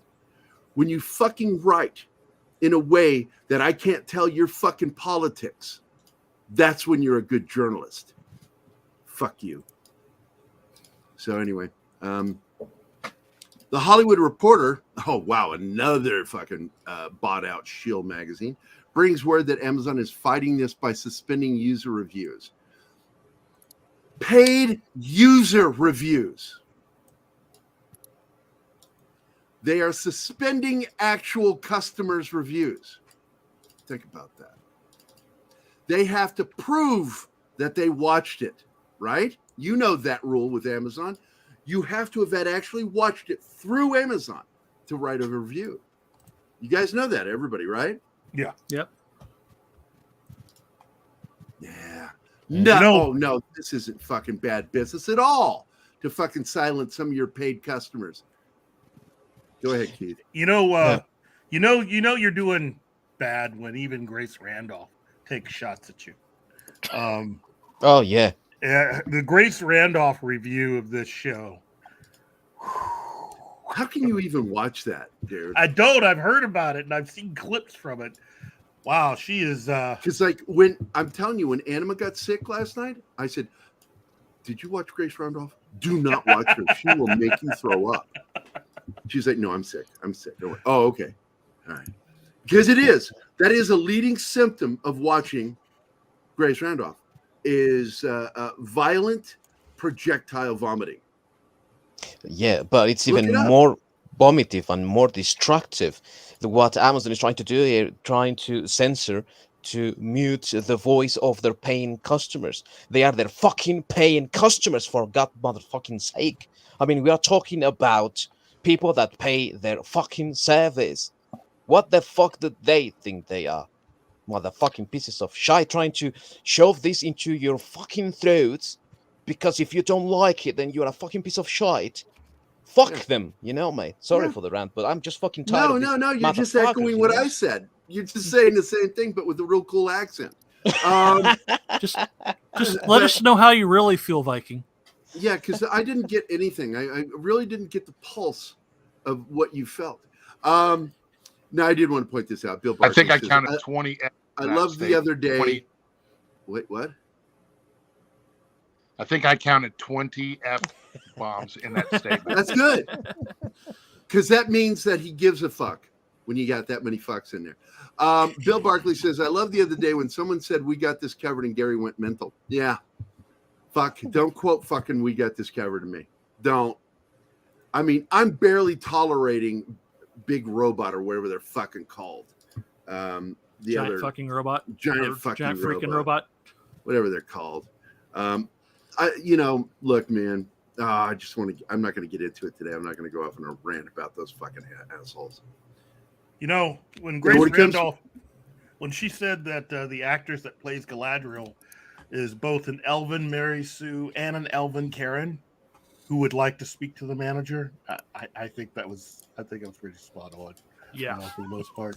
Put that back up there. Thanks, Gary. I don't feel better now. You know, if this thing doesn't go 5 seasons, it's really going to hurt Spirit Halloween's bottom line. Yeah.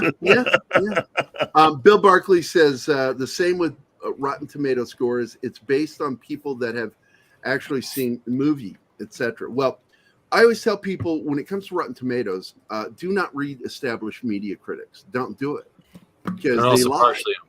They're bought and paid for. They've already admitted to it. Too many of them have admitted to being bought and paid for.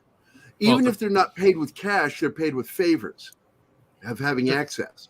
So Rotten Tomatoes is only useful when you read user reviews, the actual fans that went to see it, audiences. Giant freaking robots. I'm actually they're making also a video about it. CBR absolutely sucks a donkey dick. They're just the worst. They're also. I was just going to ask, have you seen Paulie's straight out of the theater review? Yep. Of the first 2 episodes? Yes. And I watched it live. I was up that late. Yeah, I know. He thanked you. Dude, you're getting around, man. Yeah, that's exactly what it does. Go back to what Vader said. Matt Vader. When you hit write review, because I tested it, and it's just what it does. It scrolls you right to the bottom. That's it. You get to see all the reviews that are allowed, but you're not allowed to write a new one. Mm-hmm. Fuck you, Amazon, you fucking pussies. You chicken shit. Bezos, you dumb motherfucker. Your son told you. You had one fucking job. Don't fuck up Lord of the Rings. And you did. And he went right there and did it. Motherfucking Well, Bezos, he doesn't have any of the books. He can't use any of the books. He only can use the appendices to create this entire series. But you know what, kid? He also had the rights to The Hobbit and to The Lord of the Rings. The things that he didn't want to remake, what Peter Jackson had made 20 years ago, because he knew he was going to be... He doesn't. He doesn't have those. He doesn't have any of the rights. No. He doesn't have them. He does not have any of the rights except to the appendices. Yep. That's it. Let's read. Hold on. Go back to that, dude. I wanted to fucking read that. War Monkey. RT is trash. You use IMDb much better to gauge the quality. I would beg to differ on that when it comes to user reviews or audience reviews. But I'm going to tell you, IMDb's trash too, because they used to have a bulletin board. And it went away because there was too many people like us on there. Didn't Amazon buy IMDb? IMDb is owned by Amazon. And Rotten Tomatoes is slightly owned by Disney. That is why IMDb TV is now called Freevee, which is basically Amazon free. It's free Amazon. You get to watch Bosch. And that's the only thing I watch on there. I also watch Perry Mason on there. I love Perry Mason. Does anyone believe that Rings will make it past season 1? No. Here's what's going to happen. They're going to tank. It's going to tank. It's not going to go over well. They already ordered supposedly 5 seasons. Yeah, they do that. It's a promotional thing. When you hear that other seasons have already been greenlit before the show has aired, that is an attempt to make it look like they're so confident that you want to watch the show. It's all geared to get you to watch the first show. When the first show tanks, those 5 greenlit are no longer greenlit. I'm telling you. We might. The only time we see it happen is when they want to double down on woke. Gary, you said that you were checking on Amazon, right? I don't have Amazon, so I'm going to try to go with an experiment. They don't allow for any reviews, or you can't see the review score on the Rings of Power, right? What about the other Tolkien-related content? Because I remember that they got The Hobbit and the Lord of the Rings trilogies into their service to celebrate the Rings of Power and all that. Does anyone know if you can see the scores or write a review for those?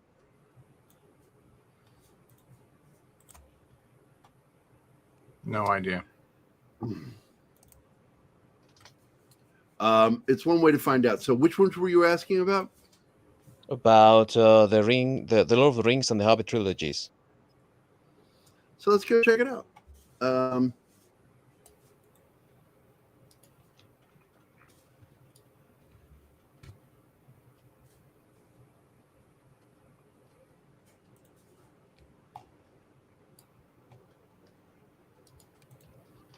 Watch now. This could go over like a fucking lead balloon, I'll tell you right now.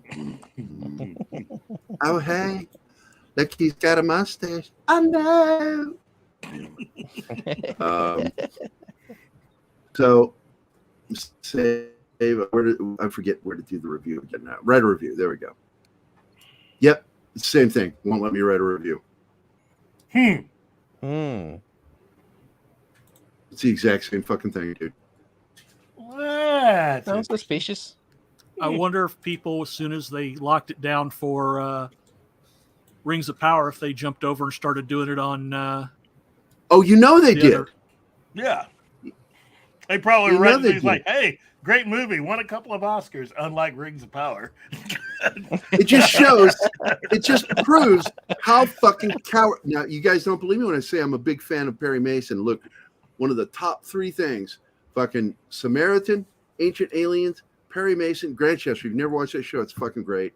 Skinwalker Ranch and Sherlock Holmes. There you go. Those are the things I like to watch a lot of. So. Curiouser and curiouser, this thing with the Rings of Power thing. I've upgraded Galadriel. Oh my! Oh my! No, I've already watched them on there, dude. There's no reason. I've already watched those. The only things I haven't watched is Ring of Power. So I'm not going to watch it. But there we go. Wow. That's a great upgrade. Steven Seagal should play every character in Rings of Power. That'd be cool. Do it. Deep fake. Fucking do it. Do it. Do it. Do it. Do it now. Do it now. Do it.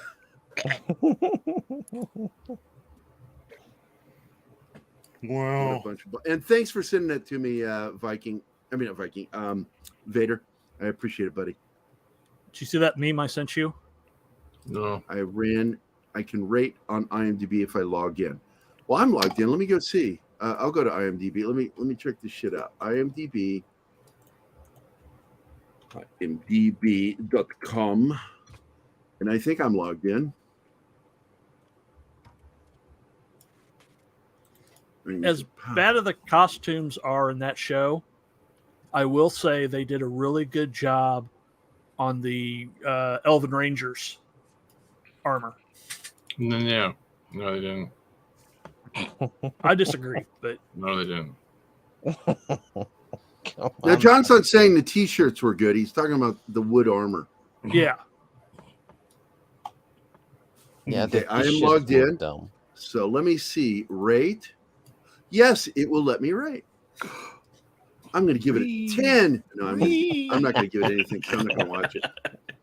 But it is there. I can actually do it.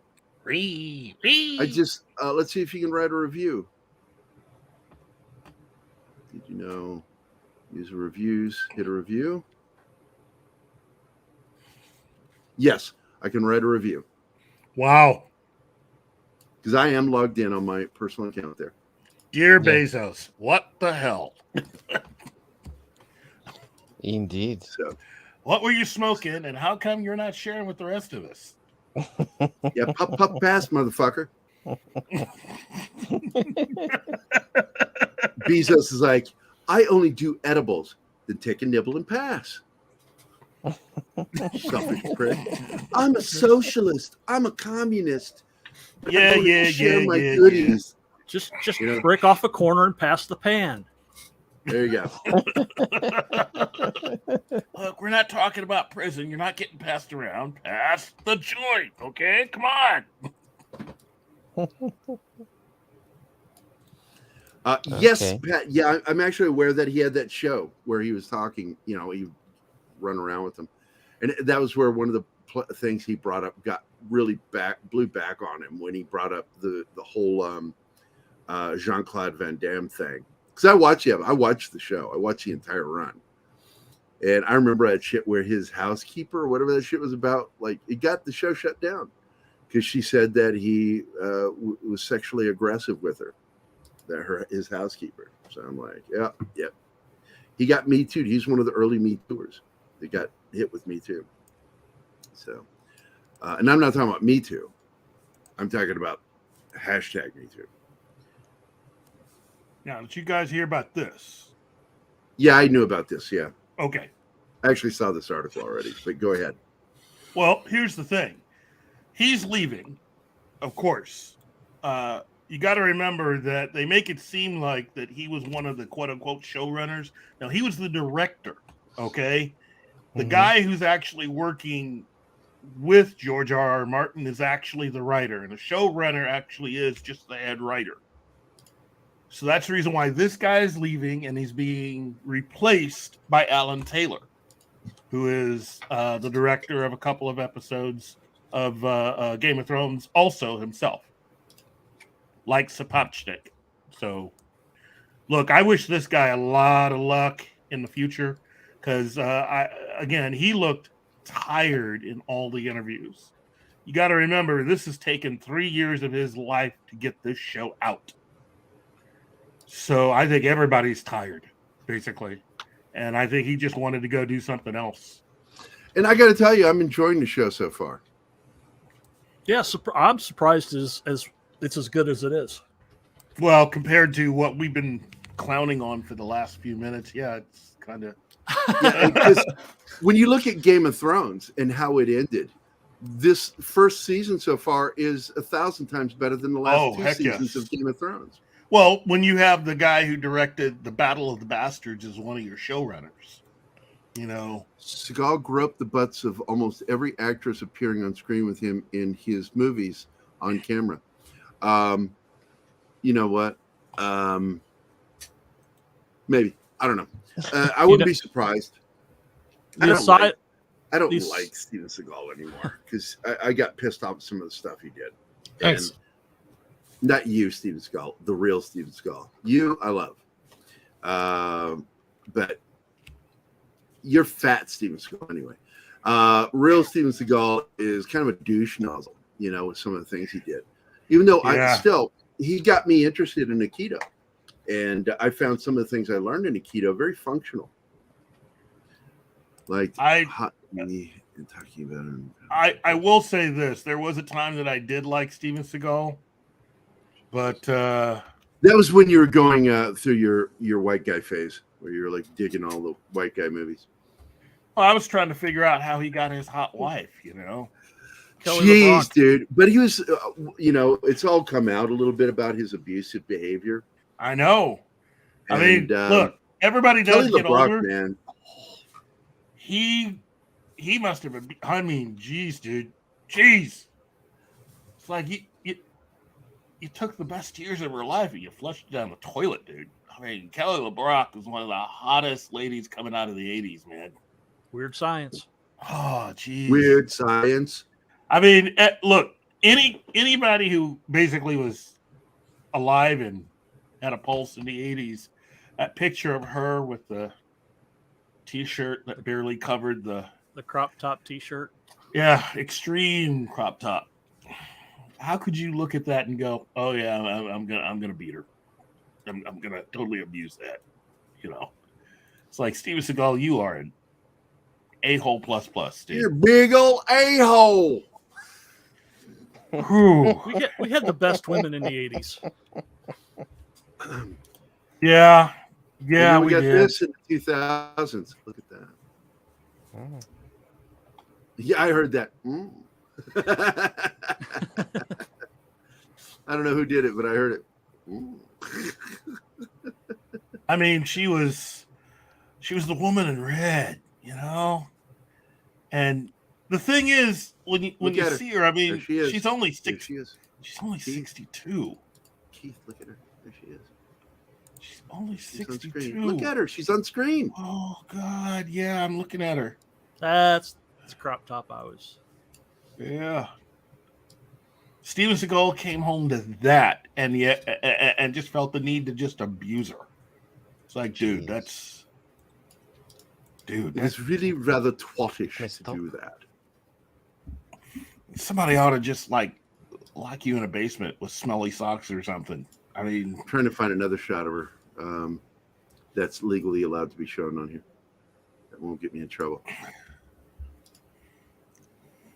Because she's still very pretty. She's still very pretty. She does conventions and stuff. Her lip surgery, because she got the puffy lip thing done. I think it looks weird on any woman. Yeah. She was great the way she was, and yeah. There had to have been something about him that she just thought to herself, "Oh yeah, this is my guy." It's like, I'm going to go ahead, open a new tab. Let me go over and find the other one because I can't seem to download these. They keep wanting to save as web images, which is stupid. It's to keep you from ganking. Yeah, but like me, former IT, guy, I know how to do that, but it takes a minute or two, and I don't want to fucking. It's just extra steps for us, but no, I think there's only the only movies I like of Steven Seagal's are the 2 Under Siege movies. Actually, I only like the first one, really, to be honest. I don't know. The one on train's okay. I had trouble with that one, writing wise. I had trouble with the story. Trying to get these open so I can share them. Here we go. Share screen. Let me take that one down, and I'll put this one up just for a second. Merry Christmas. She's a reindeer.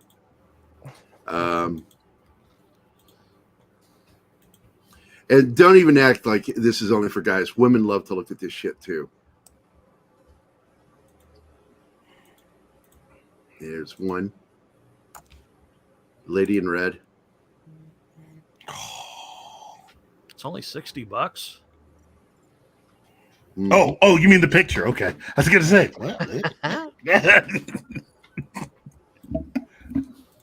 I was looking at her autograph price. I figured it'd be a little more. Yeah, I didn't notice the autograph. Sorry. Oh, there was a signature on there? Let me go back and look at that. Oh, yeah, it is. Wow. Oh, my God. Let me see if I can find another one. Yeah, I'm trying to load this one. It's just not loading for me. Let me try it again. It's a picture of her standing in front of Steven Seagal. And you should read the screen. I'm not looking at the screen right now. Gary is trying to make me angry with stupid. I'm not really. I'm really not. It's called fan service. It is. Yeah. It's just fan service. It is. Big time. And that's all it is. Does she pick being Gina Carano speak? I'm trying to find a good picture. That's not a good one of her and him. There's the one I want. I want to open this one. Open image. What would you little monsters like to do next? There we go. Now I'll share this, finally. It's a picture of her with Seagal. Share. And there it is. Wow. And when she's still out of his league. Well, she and Sean Young look a lot alike sometimes. In this one, she really looks like Sean Young. Mm-hmm. Yeah, you're right. Still out of his league. Oh, yeah. He's also a lot shorter. That's what I was pointing out here in this photo. She's towering over him in this photo. It's great. So there we go. All right. Wow. See, we could do an entire show just admiring her. Well, she's such a one. She's not only just gorgeous; she's really a good actor. Yeah. And she's English, isn't she, or Australian? I wasn't really hearing her speak too often.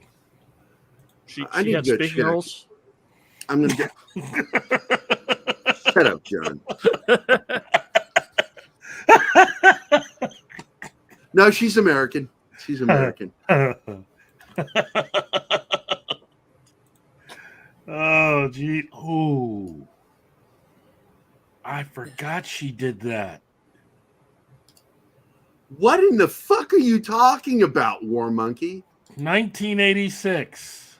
Grab Playboy my nipple? magazine centerfold. What? Kelly yeah. LeBrock. Pussy Hard and Furious said, that's what you get in laugh. I've seen it. That'll teach him. Nah. You're mean, War Monkey. God damn. I've forgotten that. What? Kelly LeBrock. What about her? 1986 Playboy centerfold. Yeah. Forgot. But as I recall, she didn't go nude. She did the same thing that Bernadette Peters did. Got sexy, but wouldn't go nude, as I recall, because Bernadette refused to take her clothes off. Well, she didn't do the bottom part, but she Did she show her titties? She, I seem to remember them. Maybe I'm misremembering. Steven Seagal, dude, what drugs were you on, man? What drugs were you on? Mushrooms and peyote, apparently. Yeah, to let go of the girl that was the weird science girl for every 1990s teenage fan, you know. Yeah, I'm sure he did other things to her too, but I mean, dude, Oh, yeah, you gotta be on. Oh, geez, dude, you messed up. Well, it's so unmanly to do that. It really is. It's Yeah. it's just not a manly thing to do, to be rough. You got to go, or someone's got to go. Cheers, mate. Oh, you got to go, Scott. Okay, see you later, buddy. Bye, Scott. Have a good Later. day. Oh, Yeah. jeez. He was probably having internet problems watching porn while watching our show, doing our show, so he had to choose one or the other. Porn always wins. You know what? Usually it does. This one right here. This picture is Yeah.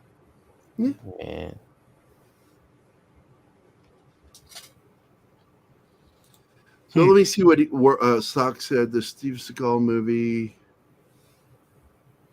About the law? about Yeah, the she law. did a the guy Steven. that played Yeah, Steven's uncle in that movie, Jack Hold on. Wallace. His uncle Bronca. My dad was. Oh, that's cool, Socks. Here we go. Right there. Yeah, that's hard to kill. I still don't know what she saw in him. I mean, I'm trying to figure that one out. She probably bought his bullshit.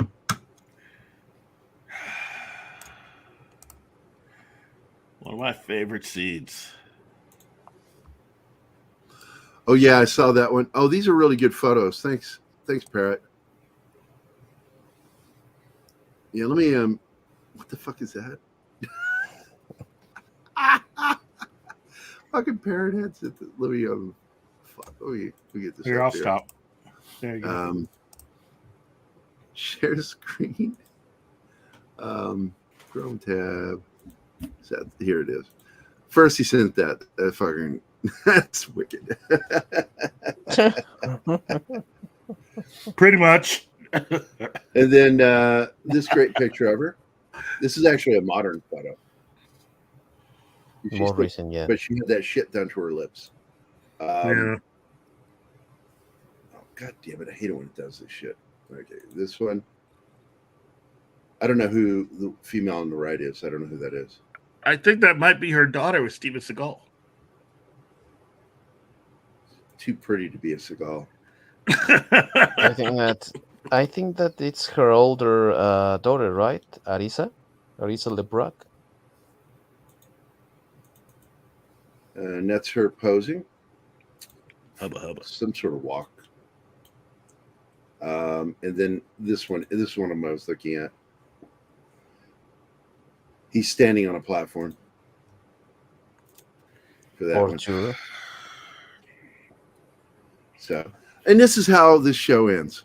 This is the end of Pop Culture Minefield. Yeah, the Botox stuff in the lips. Exactly. Yeah, I don't dig that shit. That's fucked up. They're fillers, not Botox?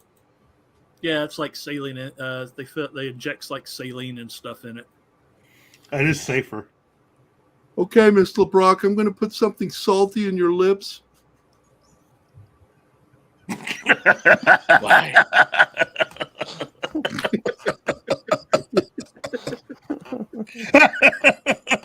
Not exactly what she was expecting. Oh, God. That's not funny. It is. It's so fucking funny. Does anyone remember that Steven Seagal TV series when yeah, that was what Pat and I were talking about. Because he's actually a deputy down there in that parish in Louisiana. And so they shot that show down there. Lawman, I think it was called Lawman. He's in Russia now. Yeah, he fucking left America. What a piece of shit. I fucking hate that, man. You leave this country, man. Does anyone? Let's see. Facebook. Yep, there we go. Yeah, he's in Salty and Russia. white. Shut up, Bill. You went one step too far. I just said salty.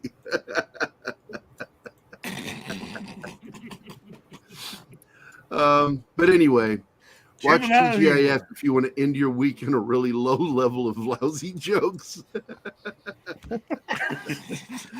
If Keith laughs, it ain't lousy. Oh, you're gonna lay it all. Okay. Okay. Look. Yeah. Look. Oh, I'm sorry, Mama Moncrief. Your boy was laughing at my dirty jokes. He's a good guy, man. Yeah, he doesn't believe in any of that stuff. He doesn't even know what it meant when I said it. He thought it meant something completely different than what I meant. But anyway, He was talking about salty taffy. I put salty taffy. There you go. I put another pic of Kelly and her daughter into. Okay, I'm looking. Let's go. How many licks does it take to get to the center? Oh, sweet Jesus. What did you see? She's buxom, man. She looks like she'd kick your ass. Holy Your shit. daughter? Yeah, let me man. She's huge. Holy shit, share screen. There you go. Man. Damn. And in an interview, she said things like, I'm going to kill you. I'm going to kill you. And then I'm going to have sex with you and then beat you some more because I'm a Seagal. Yeah, well, worst place to go. I guess. Yeah. Death by Snoo. Yeah, Death by Snoo. I always love, that joke, man. That is a great fucking classic joke. Yeah. I heard it the first one I heard was Death by Zug Zug. Yeah. And then Snoo is the other one. Zug Zug, that's from Caveman. Yeah, but that's how I heard the joke the first time. It's back around that time. And somebody said Death by Zug Zug. And I'm like, oh, but all other versions have been Snoo. I put another pic. Yeah, I got that one. She's an aspiring WWE wrestler. Oh. That explains that. That means her mother will be. That means Danny, Dark Knight will know something about her. Cover and conceal. There you go, buddy. Cover and conceal. Wow. Okay, I'm done. I'm tired of talking to you fuckers. I want to go do something else for a while. I hit a point where it's like, all right, look, man, we've nerded all fucking day. And I've just run out of things I won't even fucking talk about. It's like, I hit that point where it's like, I just want to be quiet and do some artwork. That's really what I want to do. Is that it? Because I got some artwork. Oh, you're like talking about Anima. Of course I'm going to talk to Anima. That's different. Yeah, I got a D&D game to run in 2 hours. 2 hours? Yep. Man, the only thing more gay than that is two grown men fucking each other.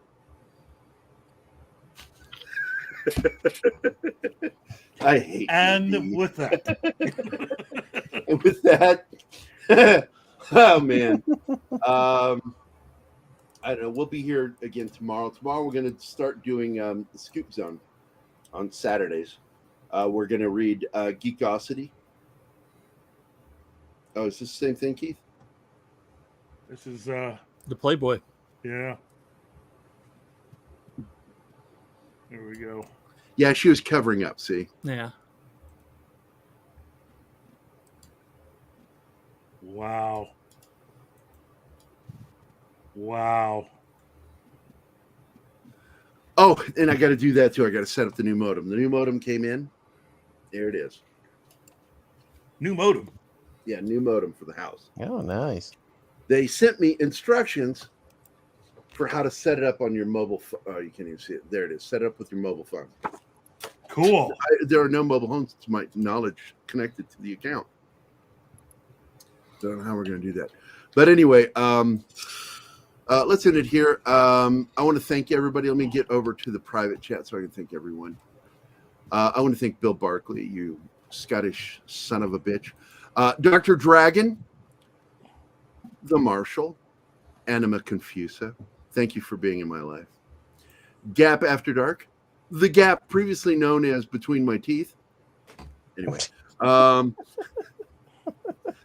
I switched it up on you. See that? Kingsport Cal, Lord Thoth, Big Raj was here, and once again he did a super sticker. Thank you so much, buddy. Dash Attack, Real Wade Nation, Don't Call Me Wave, War Monkey, Christopher Carroll, someone named BRB. Oh no, that was just Fat Steven saying he had to go pee. Okay. Penny, CJ Batpunk, Baked Bean, the Devil Flyer Momentum. I don't know what that is. Is that what is that? What is that, Martin? Is that a person? Yeah, that's their name. Oh wow. Okay. Well, I've never seen that name before. Thanks for joining us today, man. Which one? He's like, I'm never coming back. What the fuck was I just watching? They've been here a couple of times. Okay. Wait, who? Devil Flyer Momentum. Okay, Parrot Head. Thanks for sending me images. Zach's Kyle, love you, buddy.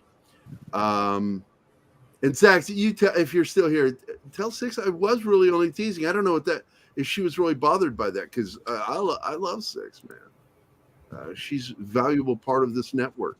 Yeah, and I was only kidding when I said "fuck you, bitch," because I say "fuck you, guys" all the time, and I just changed it to a girl comment, because I love you guys and I say "fuck you" all the time. Fuck you, buddy. Anyway, I want to thank Matt Vader. Thanks for also Matt Wader. Martin, seriously, dude. Seriously. Matt Wader. I love it when he misspells the name. It's funny. Pat, of course, thank you for being here, buddy. Awesome one. Always good to see you. Is that everybody? Did I get everybody? Yes. All right. I don't want to miss anyone. And actually, the router is built into these modems. They have a small router, and the ones that they got in the new modem is like 5 gigahertz router. So it's pretty good. That'll go like all the way through the house, like through walls and everything. So I want to thank everybody for being here.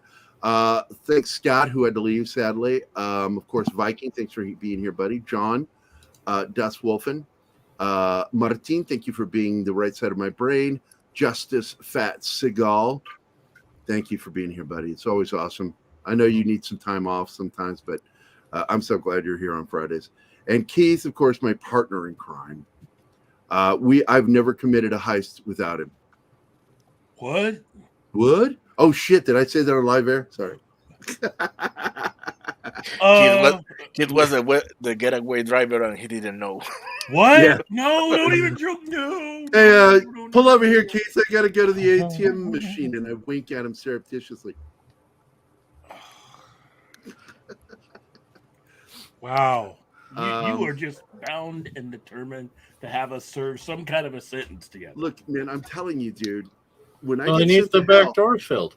when I get sent to hell, I am not standing in line. I want to go in. I want to go by the line going, "Fuck you guys," and then just walk past them. You want that corner penthouse right over the main pit, don't you? Yeah. Yeah. Okay. As they stick hot pokers into my nuts for eternity. That- I want to thank everybody for being here. Thank you guys. It was great fun. Nobody said anything about hot pokers to the nuts. It's time to get on for fucking Friday. Not to mention, what is it? They started half an hour ago. Friday Night Tights, I think, I'm starts. gonna be a good guy from now on. So they're already going. Get to it, guys. Go enjoy your Friday Night Tights, and we're gonna fuck off and go do some other stuff that just nobody cares about. Yeah, they do. I'm gonna go be a nerd. Fucking. It's always good. Virgin. Oh, what is that, Keith? What was that? Constant. Hey guys, thanks for watching Pop Culture Minefield. If you've enjoyed the show, please make sure to like, subscribe, and don't forget to click the bell icon for updates on our shows Keith and constantly channel. falls for that. Also, when I do please that. leave a comment, and we'd like to know what you thought of the episode, as well as letting us know if he there's is so something you'd like us to gullible. cover in a If you future look up the word episode. gullible in the Don't forget dictionary, that it you can says become I a did member that of on Pop Culture purpose. Minefield now. I Be kind sure of to figured visit our you membership page turn it off anyway. and merch store at popcultureminefield.com. You can always find Pop Culture Minefield on Twitter, Facebook, Instagram, YouTube, and Twitch. Down, down, down, down, down, down, down, down.